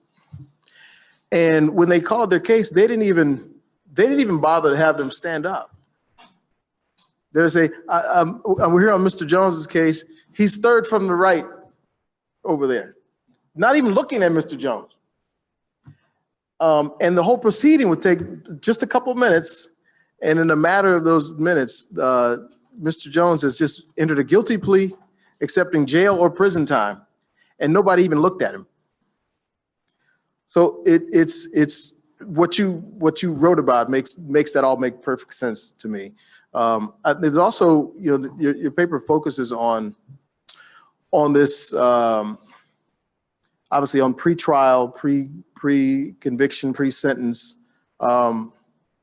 and as terrible as that is, I want to take us into the prison because, you know, if you think it's bad before somebody is convicted, where there's the presumption of innocence, then when you get to the prison where correctional officers are emboldened, are justified because you did it and everybody's declared that you did it. So they don't make any pretense about how they feel about you, what they think about you, what they concluded, and what they want to do to you. And the rituals there are really, you have to see it to believe it. Having seen it, I don't even believe it sometimes. The things they do to people to make a spectacle of people who are there, to continue to dehumanize them in ways that you wouldn't think you would ever want to do to a person. So thank you for sort of helping to provide some framework for how that shows up. I do want to use this opportunity to talk about, I guess what we kind of have the, I want us to get past the convenience and comfort of this false dichotomy between violent and nonviolent cases and people. And that's not what you did, but I think it's important because we're talking about people who are in prison, and especially at the highest security levels, often it's people who've been convicted of violent crimes. And for us to have controlled the narrative about who they are, what they are, we do all kind of stuff to them in the name of justice and sometimes in the name of rehabilitation, whatever that is, whatever we think that is. But I think that what we see is we deprive them of their complexity, their humanity, and I think it's just an easy way out. And what I see is people who are convicted of a drug crime, let's say, you know, people who are in a drug deal. Somebody gets busted, they go to jail, they go to prison. We've had reforms in the last few years that have provided new pathways for those people to not go to jail or prison or to get out sooner. And I'm glad that we've done that. But we've done that at the expense of people who are in prison for serious or violent crimes. But what I've seen is that that drug deal was just one worst case scenario from being a violent crime. Somebody does something wrong, somebody gets hurt. That person's convicted of violence. The thing that brought them to the drug sale is the same thing. And we pretend that they're different people, and that one is deserving of some mitigation, some leniency, some compassion, and the other one isn't. And in California, we have seen too often people convicted of serious and violent crimes be scapegoated, be discounted and skipped over for some of the reforms. Even some of the best changes we've had in our laws continue to marginalize these folks, so much so that right now, 76% of the people in California prisons are convicted of serious and violent crimes. 76%. And these are the folks who, you know, we sort of talked at the beginning of this about how this unresolved trauma is real for them, contributed to their actions, and they are the least likely to have access to any help to deal with that while they're in prison. Healing is not a thing in prison unless there's a therapeutic community that gets created for the safe space to do that work. And we're not intentional about that. So I appreciate this paper. I appreciate the opportunity to look at these issues. And this degradation ritual is a mother. Thank you very much. Thank you, Keith, for drawing the thread through the the prison system and for coming back to the issue that you identified, the difference between nonviolent, and violent crime policy. Next up is Khalil, and then Jennifer, then Serena, then 7 more other people. Mark, you're on the list. You're on the list. You're on the list. I can read the whole list, so everyone who put their hand up knows that they're there. Serena, Nika, Pastor Mike, Mark, Robert, Maria, Deanna, and Elizabeth. And we're going to end there and come back to you, and then ask Bruce to make sense out of all of this. Okay? The court reporter here? Good, all right. But there are 1,000 eyes watching in virtual space. Sure. So Nicole, I just want to say just a stunning presentation today on top of a stunning paper. I am feeling very indignant right now. So, okay. I've just listed a few things. These are observations, and I don't know that they'll all connect, but I just need to say them. So William Stuntz, a former Harvard law professor, wrote a book, Collapse of the American Criminal Justice System. And one of the important insights of that work, I think, is relevant to what has come up here, but maybe not named explicitly, is that the courts, our legal system, is not accountable to Black people. And so in just the reverse of the major clients of the system, quote unquote, whether they be Black or brown, they have the least political say in how justice is defined and achieved. And the rituals you describe, I think, speak directly to that. And one way that I think the legal fictions that play out every day in courts are right in front of us, and that I think Square One has an opportunity to name and take on, because like a kind of reparations problem or 13th Amendment problem, the voir dire process is an absolute abomination on the basic terms that people have to answer the question, can the criminal justice system deliver fair? Is it a fair system to Black and brown people every day? Is itself the daily ritual of erasing the actual history. And so if you're in a county like Newark, New Jersey, in Essex County, where it is a system dominated mostly by Black people and brown people running through that system, the fact that a suburbanite like me has to show up and then with all that I have to bring to a conversation, have to answer this question and then either lie or tell the truth. And to tell the truth means to ensure that I don't get to stand in judgment of the people in that community is exactly the lawlessness of this nation and its court system. I want to name the fact that the justice system has gotten Blacker and browner, and people in this room like Eric and Nika here are representation of that.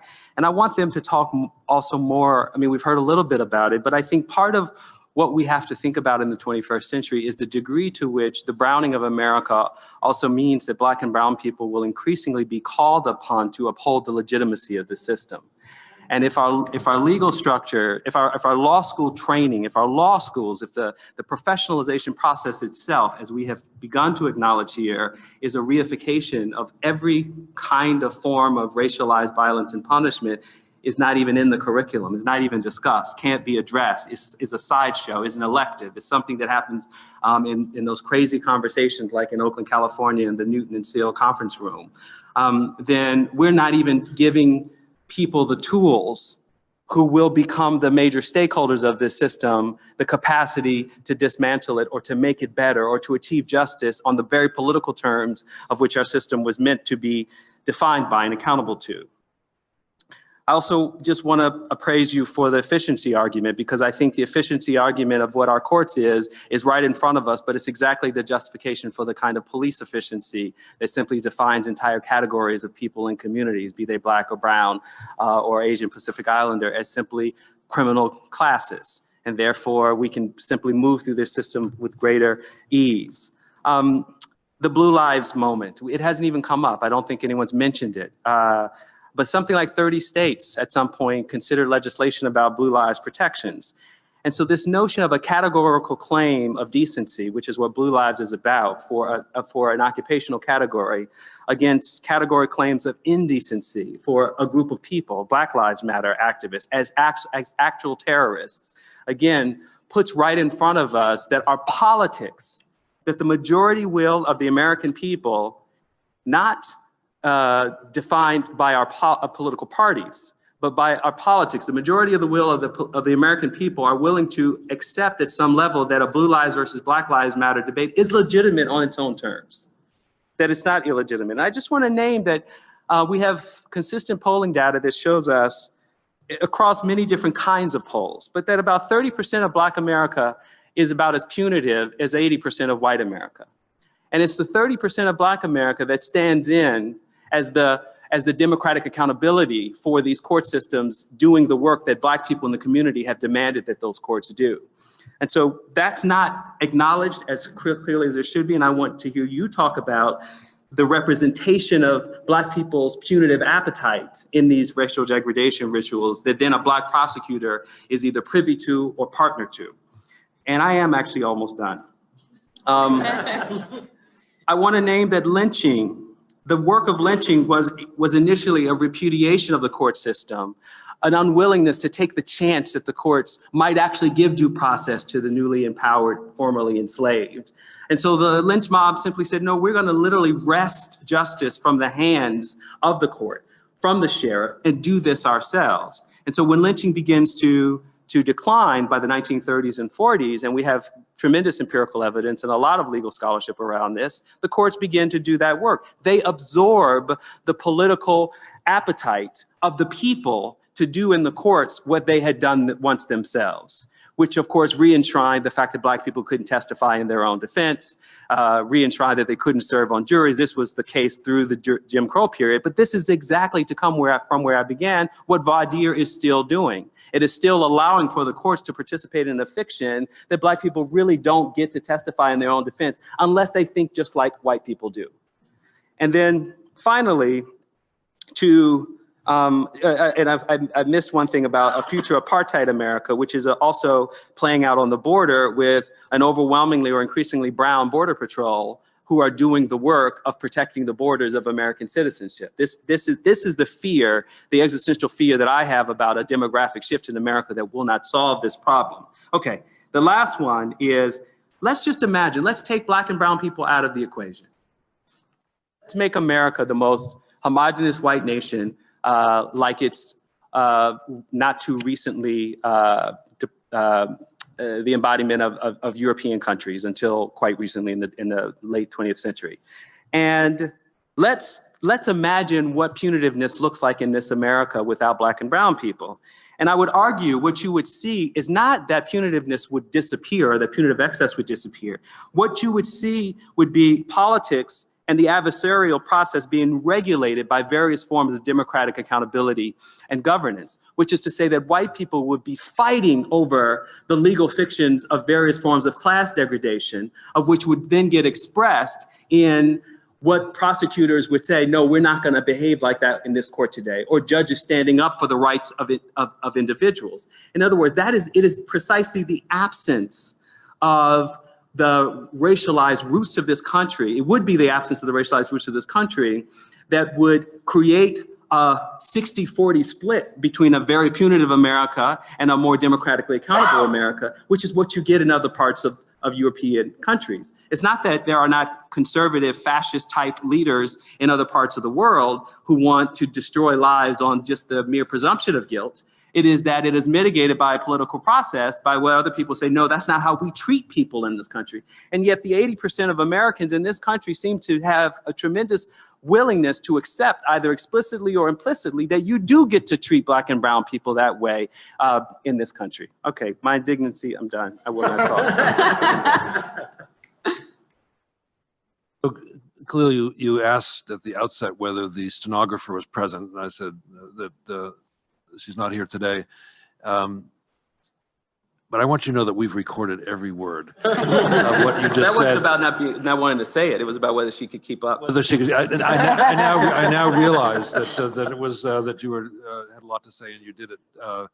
But I just want to put a pin in the fact that everything you said, we'll find out how to get that out. That was really just comprehensive and eloquent and deep. Yeah. So we do keep a transcript for reasons like that. So Jennifer. So once again, I have the worst speaking position. I just want to point that out. I had just a few thoughts. So the first was kind of hearing the conversation and listening to what people have said and reflecting on Bruce's question to us, are there just forms of criminalization? I think the conclusion that I am coming to is that the answer is no, that there are no just forms of criminalization. There are probably just measures, just means of redressing social harm. And I assume we'll hear about some of that this afternoon. There are just ways of redressing social harms, but there's not a just means of criminalization. And I think that's some of what we're struggling with today. The other thing I wanted to do is pick up on something that Khalil just mentioned, which is the role of law schools in producing the quote unquote justice system. And you know, the one thing that your judges and your prosecutors all have in common is they've all been through a system of legal education. And so Jason talked about white racial frames within families. And I think we also need to acknowledge that those white racial frames are operative in the law school spaces. And this manifests both in terms of content and in terms of teaching method. So when we think about content, we teach criminal law, criminal procedure, you know, a lot of the evidence, the cases that all of these people have read and that they've you know, grappled with and that they then use as tools in these processes. And they are often taught in completely deracinated ways, right? The race is extracted from the cases and students are taught to focus on the technocratic aspects of the case, the legal doctrine they're supposed to extract from it, which is purportedly race neutral. And those who inject race into these conversations are deemed to be speaking about something that is not actually relevant to the case itself or to the legal process and outcome. And so cases like Florence versus Board of Freeholders, a case which, you know, in which the Supreme Court upheld the practice of strip searching anybody who's being introduced into a jail population, should be taught and is taught in my class as a case about racialized sexual violence. But that's not usually how it's taught in law school. It is a case about racialized sexual violence.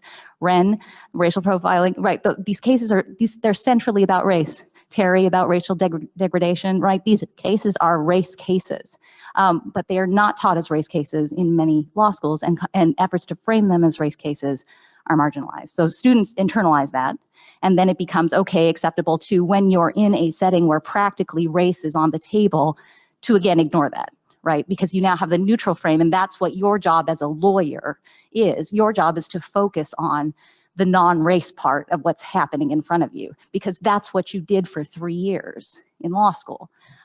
Second, the methods that we use to teach law students, I think, reproduce some of the dynamics that you're seeing in these spaces. So we use rituals of humiliation. I don't anymore, but I think I was trained in that way, and certainly began my teaching career in that way, using Socratic methods, using it in ways that are supposedly about sort of getting students to improve their oral advocacy and be able to sort of joust in situations like courtrooms. But in fact, they are rituals of humiliation that routinely drive students of color to the margins of the conversations. So it's the people who sort of survive these tournaments of humiliation who reap the greatest rewards from law school, right? If they've survived this tournament of humiliation, they get to be judges and prosecutors, right? And law professors. And so we then reproduce that system. We have humiliated one another, and the survivors of that humiliating process are the ones who are able to sort of access these spaces of power. And then, of course, it's natural that law is a space where those who can survive the humiliation will be rewarded, and humiliation is normalized in those spaces. So I think both in terms of our kind of approach to content in terms of case law and in terms of method, we should not be at all surprised to see lawyers and prosecutors engaging in this form of behavior in that space, because that is what we teach and reward. And until we stop teaching that way and rewarding those things, we shouldn't really expect to see change. And I can't speak to sort of the bailiffs and the police officers, but I think, you know, if it's not happening, if there's nobody to sort of call accountability who are coming out of law school spaces, why would we expect to have anybody else sort of respond to those messages either? So I just wanted to put that on the table to make sure that you've talked about training and you've talked about the way we study and think about these things, but I wanted to sort of put call law schools to account for a lot of what we see as coming out and going right into the spaces that you're studying and producing the effects that you're seeing. We're at the point now where I hope we can start to connect some observations into themes.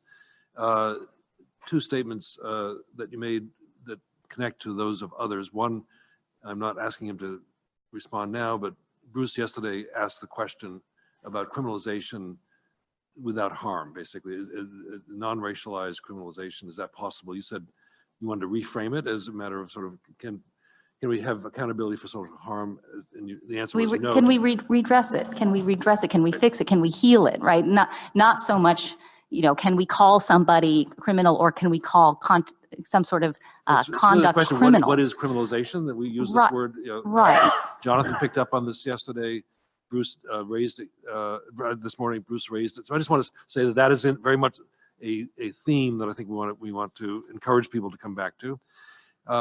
The other theme that you've raised that we've named a number of times, which is fascinating, is the role of educational institutions in perpetuating the system of injustice that we are naming. And Jeff Ward yesterday went back to sort of early childhood education. So what is the role of educational institutions? You name law schools as being particularly instrumental, and legal doctrine. I hadn't thought about voir dire in quite the way that Khalil asked us to. Legal doctrine and training in the way that Eric raised. Sort of, what is it that people do when they suit up in the morning and go into a courtroom and carry out professional responsibilities, and do they think they're doing their job well? And they might very well think they're doing their job as trained.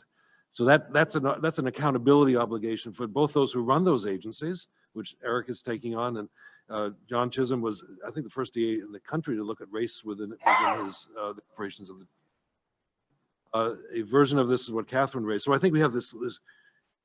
What does that do for those who are responsible for those institutions, teaching those institutions how to call out the ways in which those institutions are perpetuating the era of punitive excess that we're talking about. So just to say that we have some things underway. And the other one that Khalil raised that I hope that we can come back to is this notion of democratic accountability. Grace has said, who do we hold responsible for what we're seeing? And she said, if it's not us, then who, right? It's that age-old question. And this idea that the democratic accountability, particularly through DA's races, which I'm fascinated by around the country, and the number of people have written about, and Eric is the beneficiary of, the progressive DA. What is a progressive DA supposed to do? And I'm part of another executive session run by the Institute for Innovation and Prosecution at John Jay. A lot of newly elected DAs and academics and others. And these DAs, without disclosing sort of what they're saying in that session, but are really struggling with, how do I change the culture in my office? And who's on board? Who's on my team? I ran for office to do things differently. And Mark has written about this, and I don't know how many days were thrown out in Texas. It was a big number by progressive. So what does this, in terms of accountability, does this hold promise? Or is this, as Khalil would suggest, really putting newly elected DAs who are more likely to be black and brown in charge of the system that we are concerned about, that is continuing to do harm? And what does that mean for the dissonance within that sense of personal accountability that Eric alluded to, which is making it difficult for people to actually stay working in your office? So we have some real near-term issues that I'd like people to continue to focus on. So next up here is Serena, then Nika, Pastor Mike, Mark, Robert, Maria, Deanna, Elizabeth, and then Nicole. And we might not make it all the way through that list, but we'll do the best we can. So Serena. Thank you. So I'm coming after very eloquent remarks by Jennifer and then a kind of roundup. So what I'm going to say might fall a little bit flat, but I'll say it anyway. I think one of the things that I was really appreciating about your paper, Nicole, and just the way that you've been presenting it is also the degree to which it highlights the fact that these degradation ceremonies, or like the way that this kind of happens, is intended to transform a situation where people theoretically should be enforcing their own rights into a situation where they're being kind of forced to accept a narrative about themselves as being, you know, other and cast aside and not supposed to be taking advantage of their own rights, not in a position of power where they can enforce their own rights. And I think that that's really, really kind of a fundamental question about how do you change that dynamic, is how do you change the narrative about what this place is for? And, you know, theoretically, if you think about maybe some kind of idealized origin story about what a bond hearing is for, like it's actually something that has been really, like it's a kind of a revolutionary thing, right? Like within at most 48 hours, you're supposed to be before a neutral magistrate where you can actually make your case for why you're not supposed to be detained if you're picked up incorrectly or whatever, you know? Like in some sense, it's like that is a forum where you're supposed to be able to go in no matter who you are and assert your rights and say, like, I shouldn't be here, I shouldn't be detained. But instead, the advice that you find time and time again, both in criminal court and also kind of transposing this to the criminal context, to the immigration court context, where, by the way, people are shackled for the duration of their hearings. So just add that into the pile of ways in which they're being completely kind of dehumanized and degraded, where they're coming in for no crime at all sometimes. So it's not even that there's any attempt to justify why they're being shackled, but that's a whole different conversation. Like in that context, the situation where you're supposed to be kind of standing up and saying, this, I am being wronged, is a situation where every lawyer you've ever seen is going to advise you to say, I'm sorry. And that's actually how you like may win some favor. Like one of the ways that you might be able to beat this system is if you show contrition and say that you're sorry and accept the degrading treatment that you're being given and internalize it and say, I accept it and I deeply repent for what I just did. And so therefore show me mercy and let me go. And I actually think that that is a very, very destructive part of these spectacles. I think it plays out in criminal court. I think it plays out in immigration court, where people who should be being told, like, stand up and assert your rights. This is a ceremony for you, not ceremony, like, you know, procedure for you, are instead being told to internalize that you are other, you are bad, you are awful. And in fact, one of the ways that you can get out of the system is if you accept that and let, you know, the mercy of the white man who runs this kind of be showered upon you. To speak for him, but I'm sure Keith would add the part of parole hearings where the parole board looks for an expression of remorse. Really? Right? Yeah, For something that may have happened however many years ago. And just remember that the Central Park Five never said they did it, and therefore were held longer. So the ceremony has instrumental value, as we were saying before. Serena, you said you would not add much. You lied. That was fabulous. So Nika, what do you want to add to the conversation? Pastor Mike. A bit. So one, Nicole, thank you for your paper.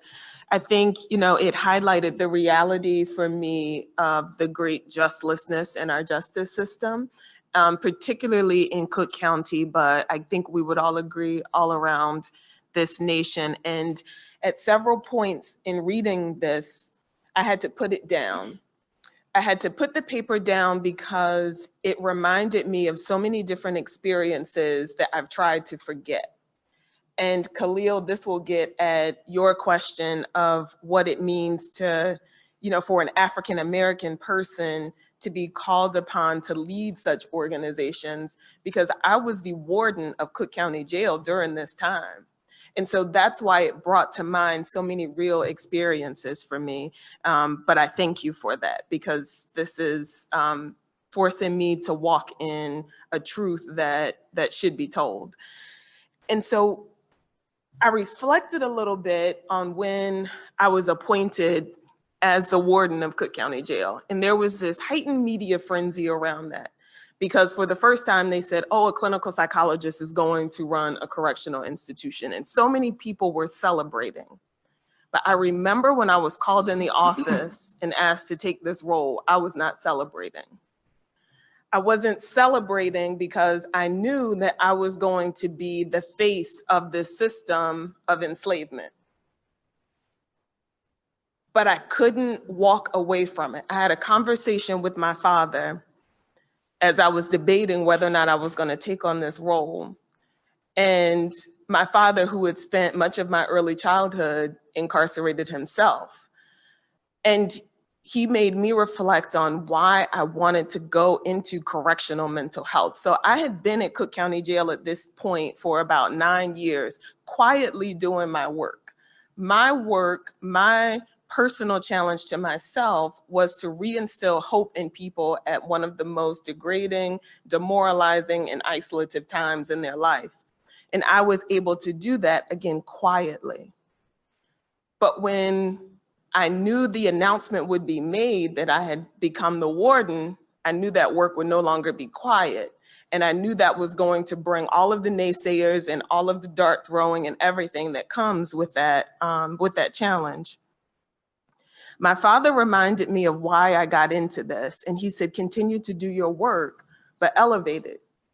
See this as a blessing because you no longer have to do it quietly. It was a challenge that I grappled with every day in that role. And there would be moments where we could celebrate.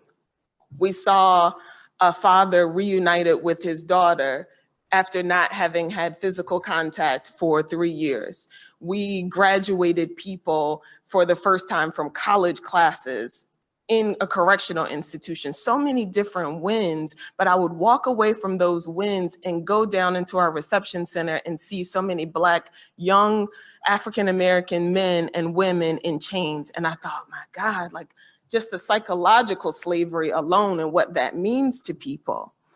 And then I said, okay, well, I'm doing what I'm supposed to do, because during the time I was there, we were able to reduce the population by 20%. I don't know if we would have been able to do that with someone else at the helm, but I was still grappling. And so my comment that I raised earlier today about trauma in law enforcement, I raised that because of the personal experiences of being a Black woman with this daily challenge, despite all of the successes. And then I thought, okay, what would be our call to action? I'm thinking about these degradation ceremonies, and we have a degradation ceremony going on right now in Cook County, and it's playing out on a national level, and some of us talked about it a little last night. We have a Black woman that's responsible for the state's attorney's office there, and they are publicly humiliating her for doing the work that criminal justice reformers have been pushing her to do, and so many other state's attorneys. Yet where is the rallying cry behind us to say, hold on, we stand behind her? There was no rallying cry behind me when I was appointed executive director of the jail.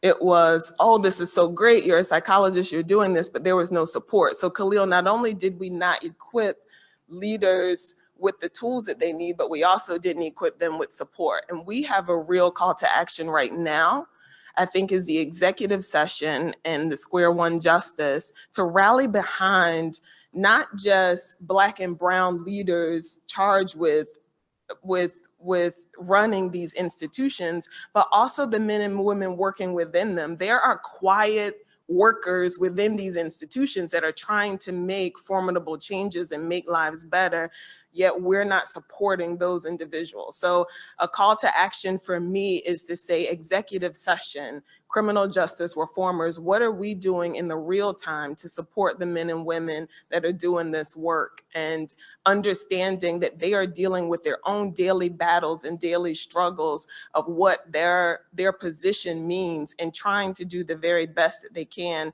to make a tough situation better for so many families and men and women. So we have to respect the work that they're doing, but also support them in that effort. And I challenge us all to do that now with what's happening on the local level in Cook County and on a national level.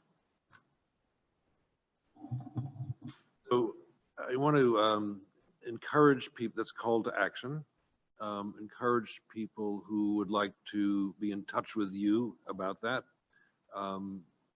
observers as well as people here, as well as people that are listening in, to find you if you'd be willing to sort of play that role of activating that response.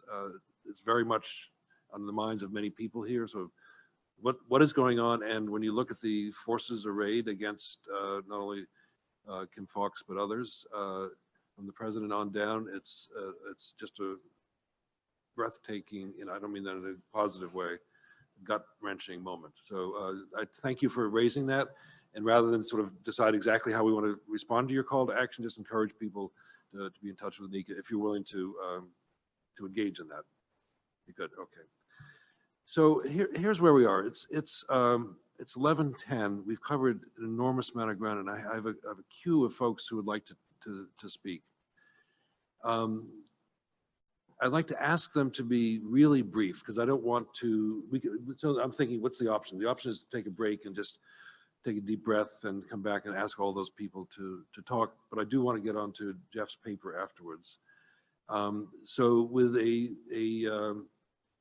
request for brevity, if people are willing to do that, I'd like to keep the conversation going and also ask you, Nicole, to be brief in your comments and Bruce to be brief.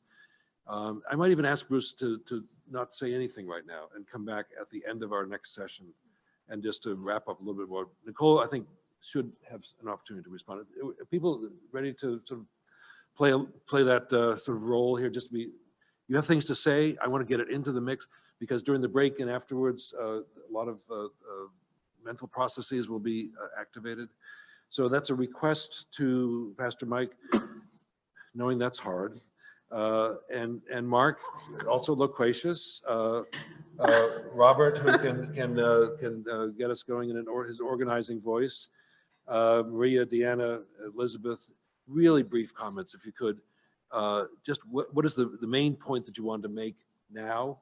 Get it into the mix as soon as we can, and then ask you if you could do the same. Is that all right? Everyone agreeable to that? Mike? Yes, so two quick brief points that I'd like to lift up that I don't know that have been lifted yet. I'm certainly struck by this degradation point. Then I'm also struck by Khalil's kind of reference about the 30% of Black folks who actually, support this kind of punitiveness within the system. And certainly as a faith leader, I want to just throw into the mix this idea, what then is the role of faith leaders and religious institutions in shaping the imagination of citizens who participate in the system and attend these religious institutions, of voters who attend these religious institutions and continue to produce systems that actually reify this, right?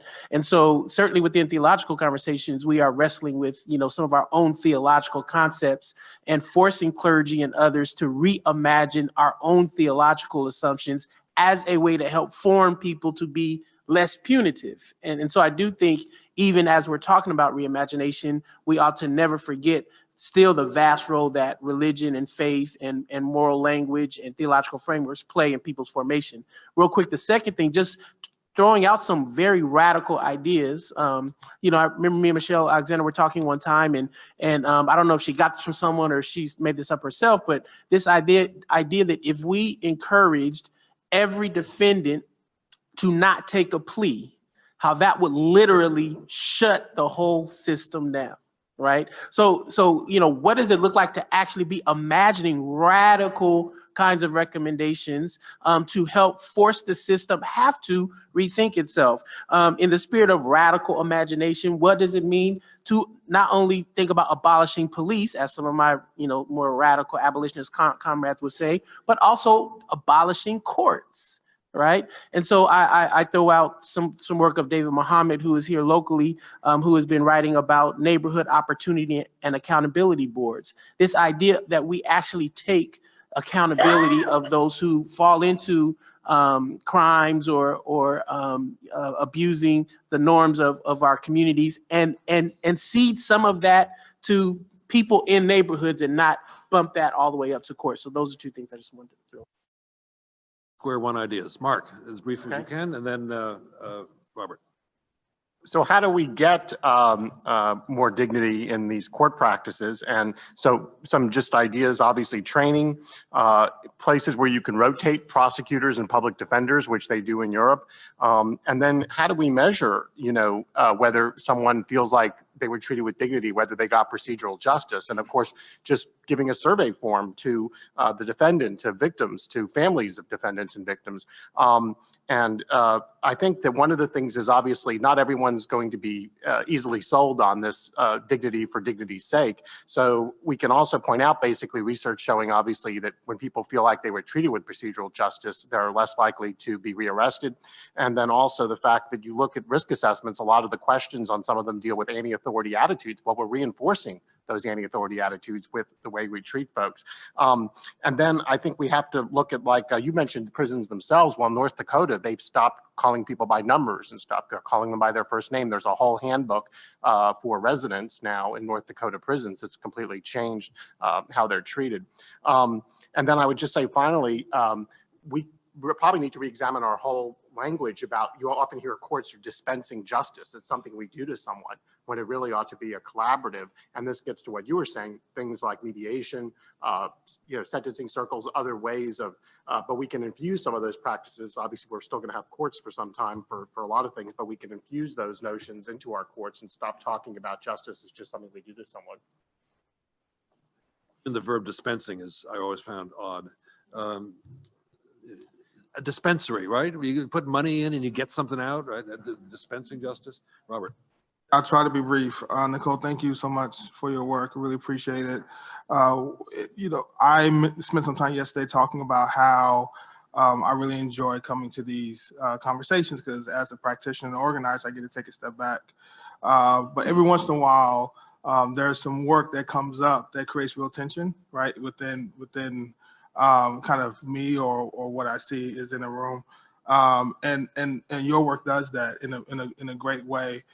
It does that because the truth of the matter is people have been doing court watch for a long time, right? Like people have been asking to do court watch, asking for investments to do court watch, and actually doing it themselves for decades, right? And so, what hit me when I was listening to you talk was the truth of the matter is we're only here in this moment, in this political moment, because young people in Ferguson, right, decided that they were not going to accept what was going on, right? Like they put their lives on the line in order to organize and they help birth the political moment. And so my question to you is how can we connect and like your paper, right, to the political opportunity to call for increased investment in organizing on the ground that can help continue to build on this moment, elevate the stories, but then start to hold these courts accountable. And I see that from a practical organizing perspective because it's really important, I think, nationally to be able to have groups on the ground connect to things that are hyper local, but also have a national narrative connected to it. So I was just curious, kind of, if you thought about that, could we partner and figure that out?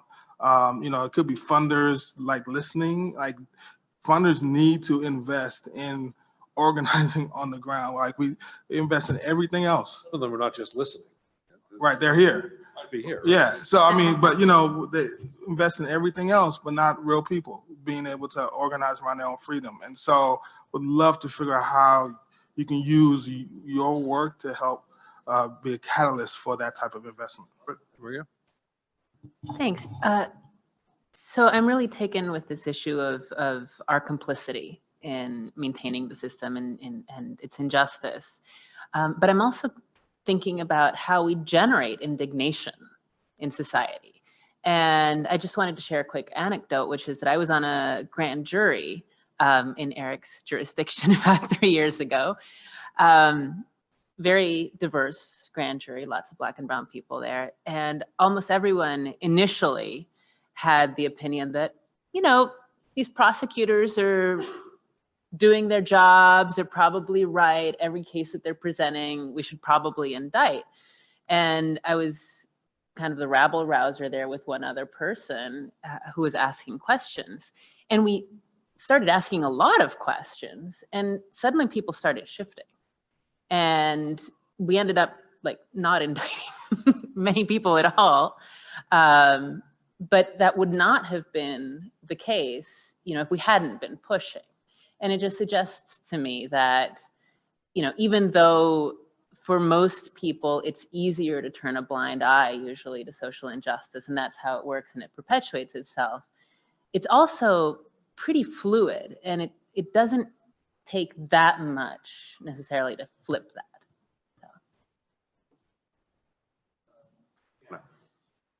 So really quick, sometimes I take for granted the unique position that I bring to the table, having been a formerly incarcerated individual who has worked inside a Department of Corrections, who has ran county-led reentry programs, working with prosecutor judges who had not only in the legal system, but the judges who I was convicted up under the prosecutor who prosecuted me. And as you were talking about the before, Keith mentioned the during, and the perception from everyone watching from the inside out, I started getting emotional because I know how it feels to be the person of that ceremony in front of the judge. And when Keith said, being in court and a person is called upon and the process goes so fast and no one ever looked at him, I said, and I was Mr. Jones to say, what just happened? Not knowing even what just happened to my life at that moment. So I want to bring to this conversation the importance of having directly impacted people at the table, because we can assume from the outside and say that's wrong and that's not right, but not to understand the feelings and the emotions that go along with that ceremony, with that ritual that happens inside the Department of Corrections. And then at release, there's no ceremony to restore me to human dignity at all. I'm left to my own accord and says reentry is a process of reintegrating into society, but my last acknowledgement of society was stripped. Everything I knew was stripped. And I'm saying this not only from a personal experience, I'm saying it from an experience of a mother who's going through it right now with a son who's been released for 4 months, and all dreams, all human dignity, and all ambition has been stripped. And I have to switch to my social work hat and do clinical services to my own child to restore him to a sense of you are worthy. You are worthy, and not to get caught up in a survival mode. And Khalil brought up something that took it another step with me, was even as people who have been directly impacted by the system, sometimes we are caught up to legitimize the harms that are actually and legitimize what is being done in the name of reform, that it continues to entrench that harm on the individuals most marginalized and the most divested communities, that even in the name of that, we'll fix this, but we won't fix that. And not understanding the trauma, because I'm sitting here 20 years clean, 20 years away from my last arrest, 20 years away from my last incarceration. But when you spoke of court, I went straight to PTSD. I felt it. So I'm still reliving it, and I'm not away from the collateral consequences that society still instills upon me, even in my success as an individual who has regained a life. I'm still in my success every time I'm offered a job at the highest level and I leave, I own property, I'm a landlord, I still can't rent an apartment. 20 years later, my criminal record still comes up to remind me of this scarlet letter and the harms that the criminal justice system has imposed upon me. And Mike, I want to bring this because this is a conversation when people say, what if everybody stopped taking plea deals? That sounds good, but it goes back to the lynching. Am I not willing to take the plea deal of the harm of the lynching, that if I'm found guilty, when you offer me 3 years, but if I'm found guilty, I'm going to get 33 years. That's the reality we live in when you're talking about making a decision on my life. It's easy to say what I should do from the outside, but when you're sitting in that seat and you know how the coin flips, that's a whole nother perspective. So when we reimagine justice, we're doing an injustice by not having those closest to the problem being closest to the solution sitting at this table to have input on what impacts their lives and the lives of their family.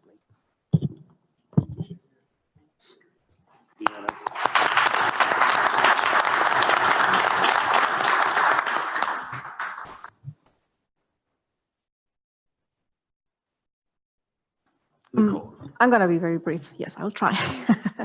I appreciate very much the conversation about dignity and healing, because those are two things that keep me awake at night. I work with foster youth that are involved in the juvenile justice system, but also vulnerable youth across the board, and minorities as well, and even international youth.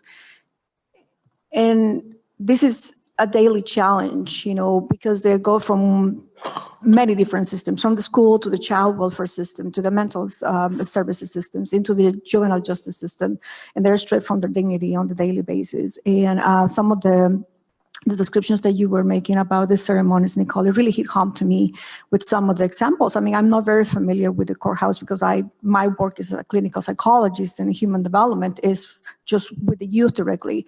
But through the stories that they share all the time, it's really hard to even understand how can we heal from something like that? How can we empower this youth if we are treating them as damaged goods across all these different systems? So I just very quickly, I just want to make a couple of points. I think that as a society, we have become extremely comfortable with the idea that social responsibility lies in somebody else. And I think that I want to be optimistic and think that there are so many different organizations and groups in the country that are actually helping us heal. But I think that a social responsibility has to come with a shift in our culture in a way that we think. Social responsibility is in every single role that we play. It's not just the community services that are served as advocates, for example, for the foster youth when they go to court.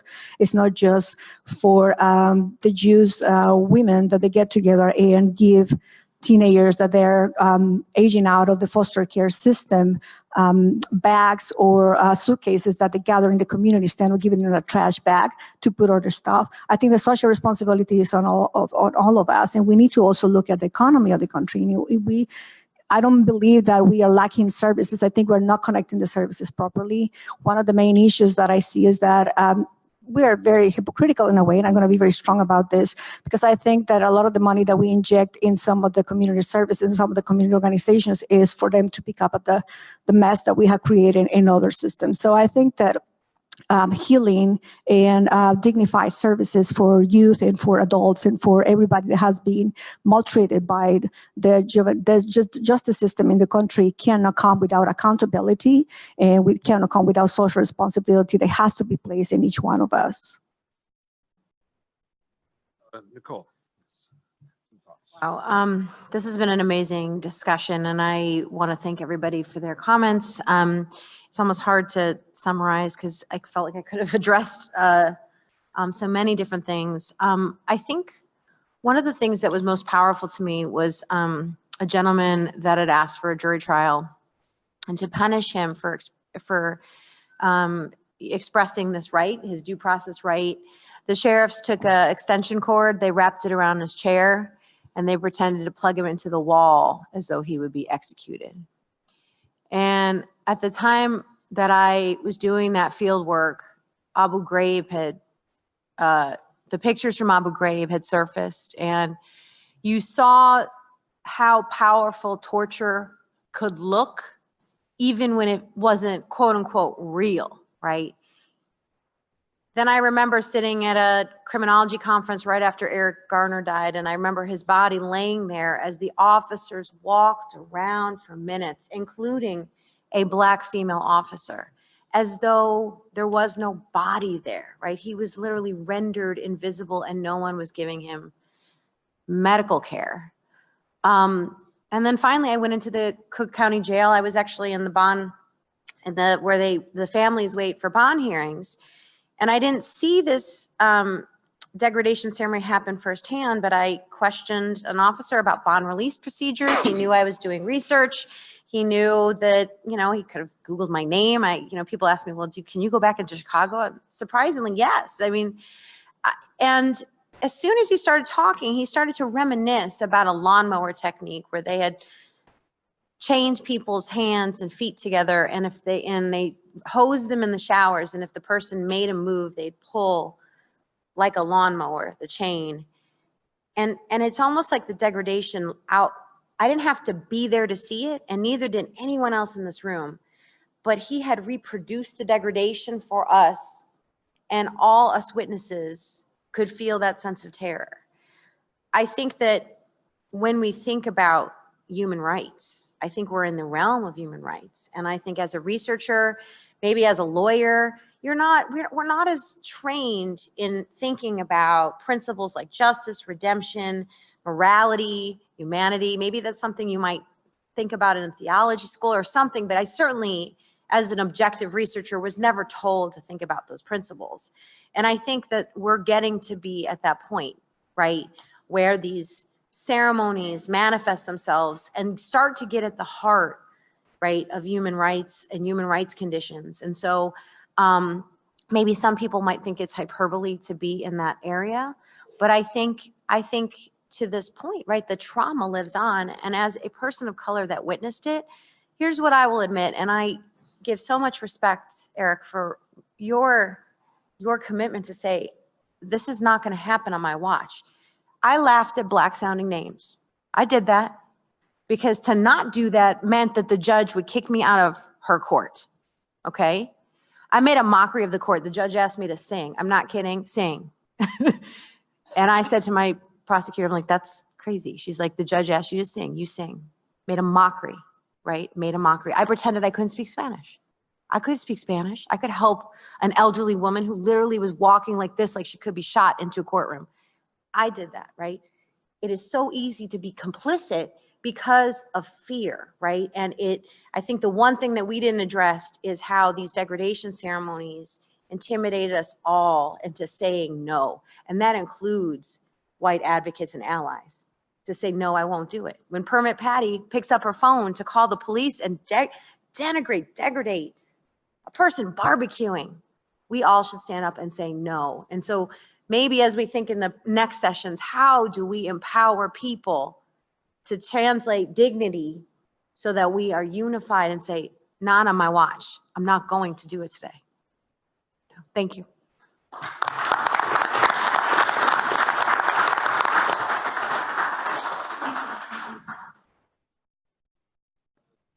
The choice is yours, whether you'd like to say something now or at the end of the next session. Giving me the eye. Next session? Yeah, let's have a break. What a spectacularly rich, complicated, challenging discussion. Thank you, Nicole, for getting us where we are today. It's going very, very deep, which is what we hope for. So we'll have a 15-minute break, come back, and we'll hear from Jeff, and in many ways continue this discussion after the break. Thank you so much.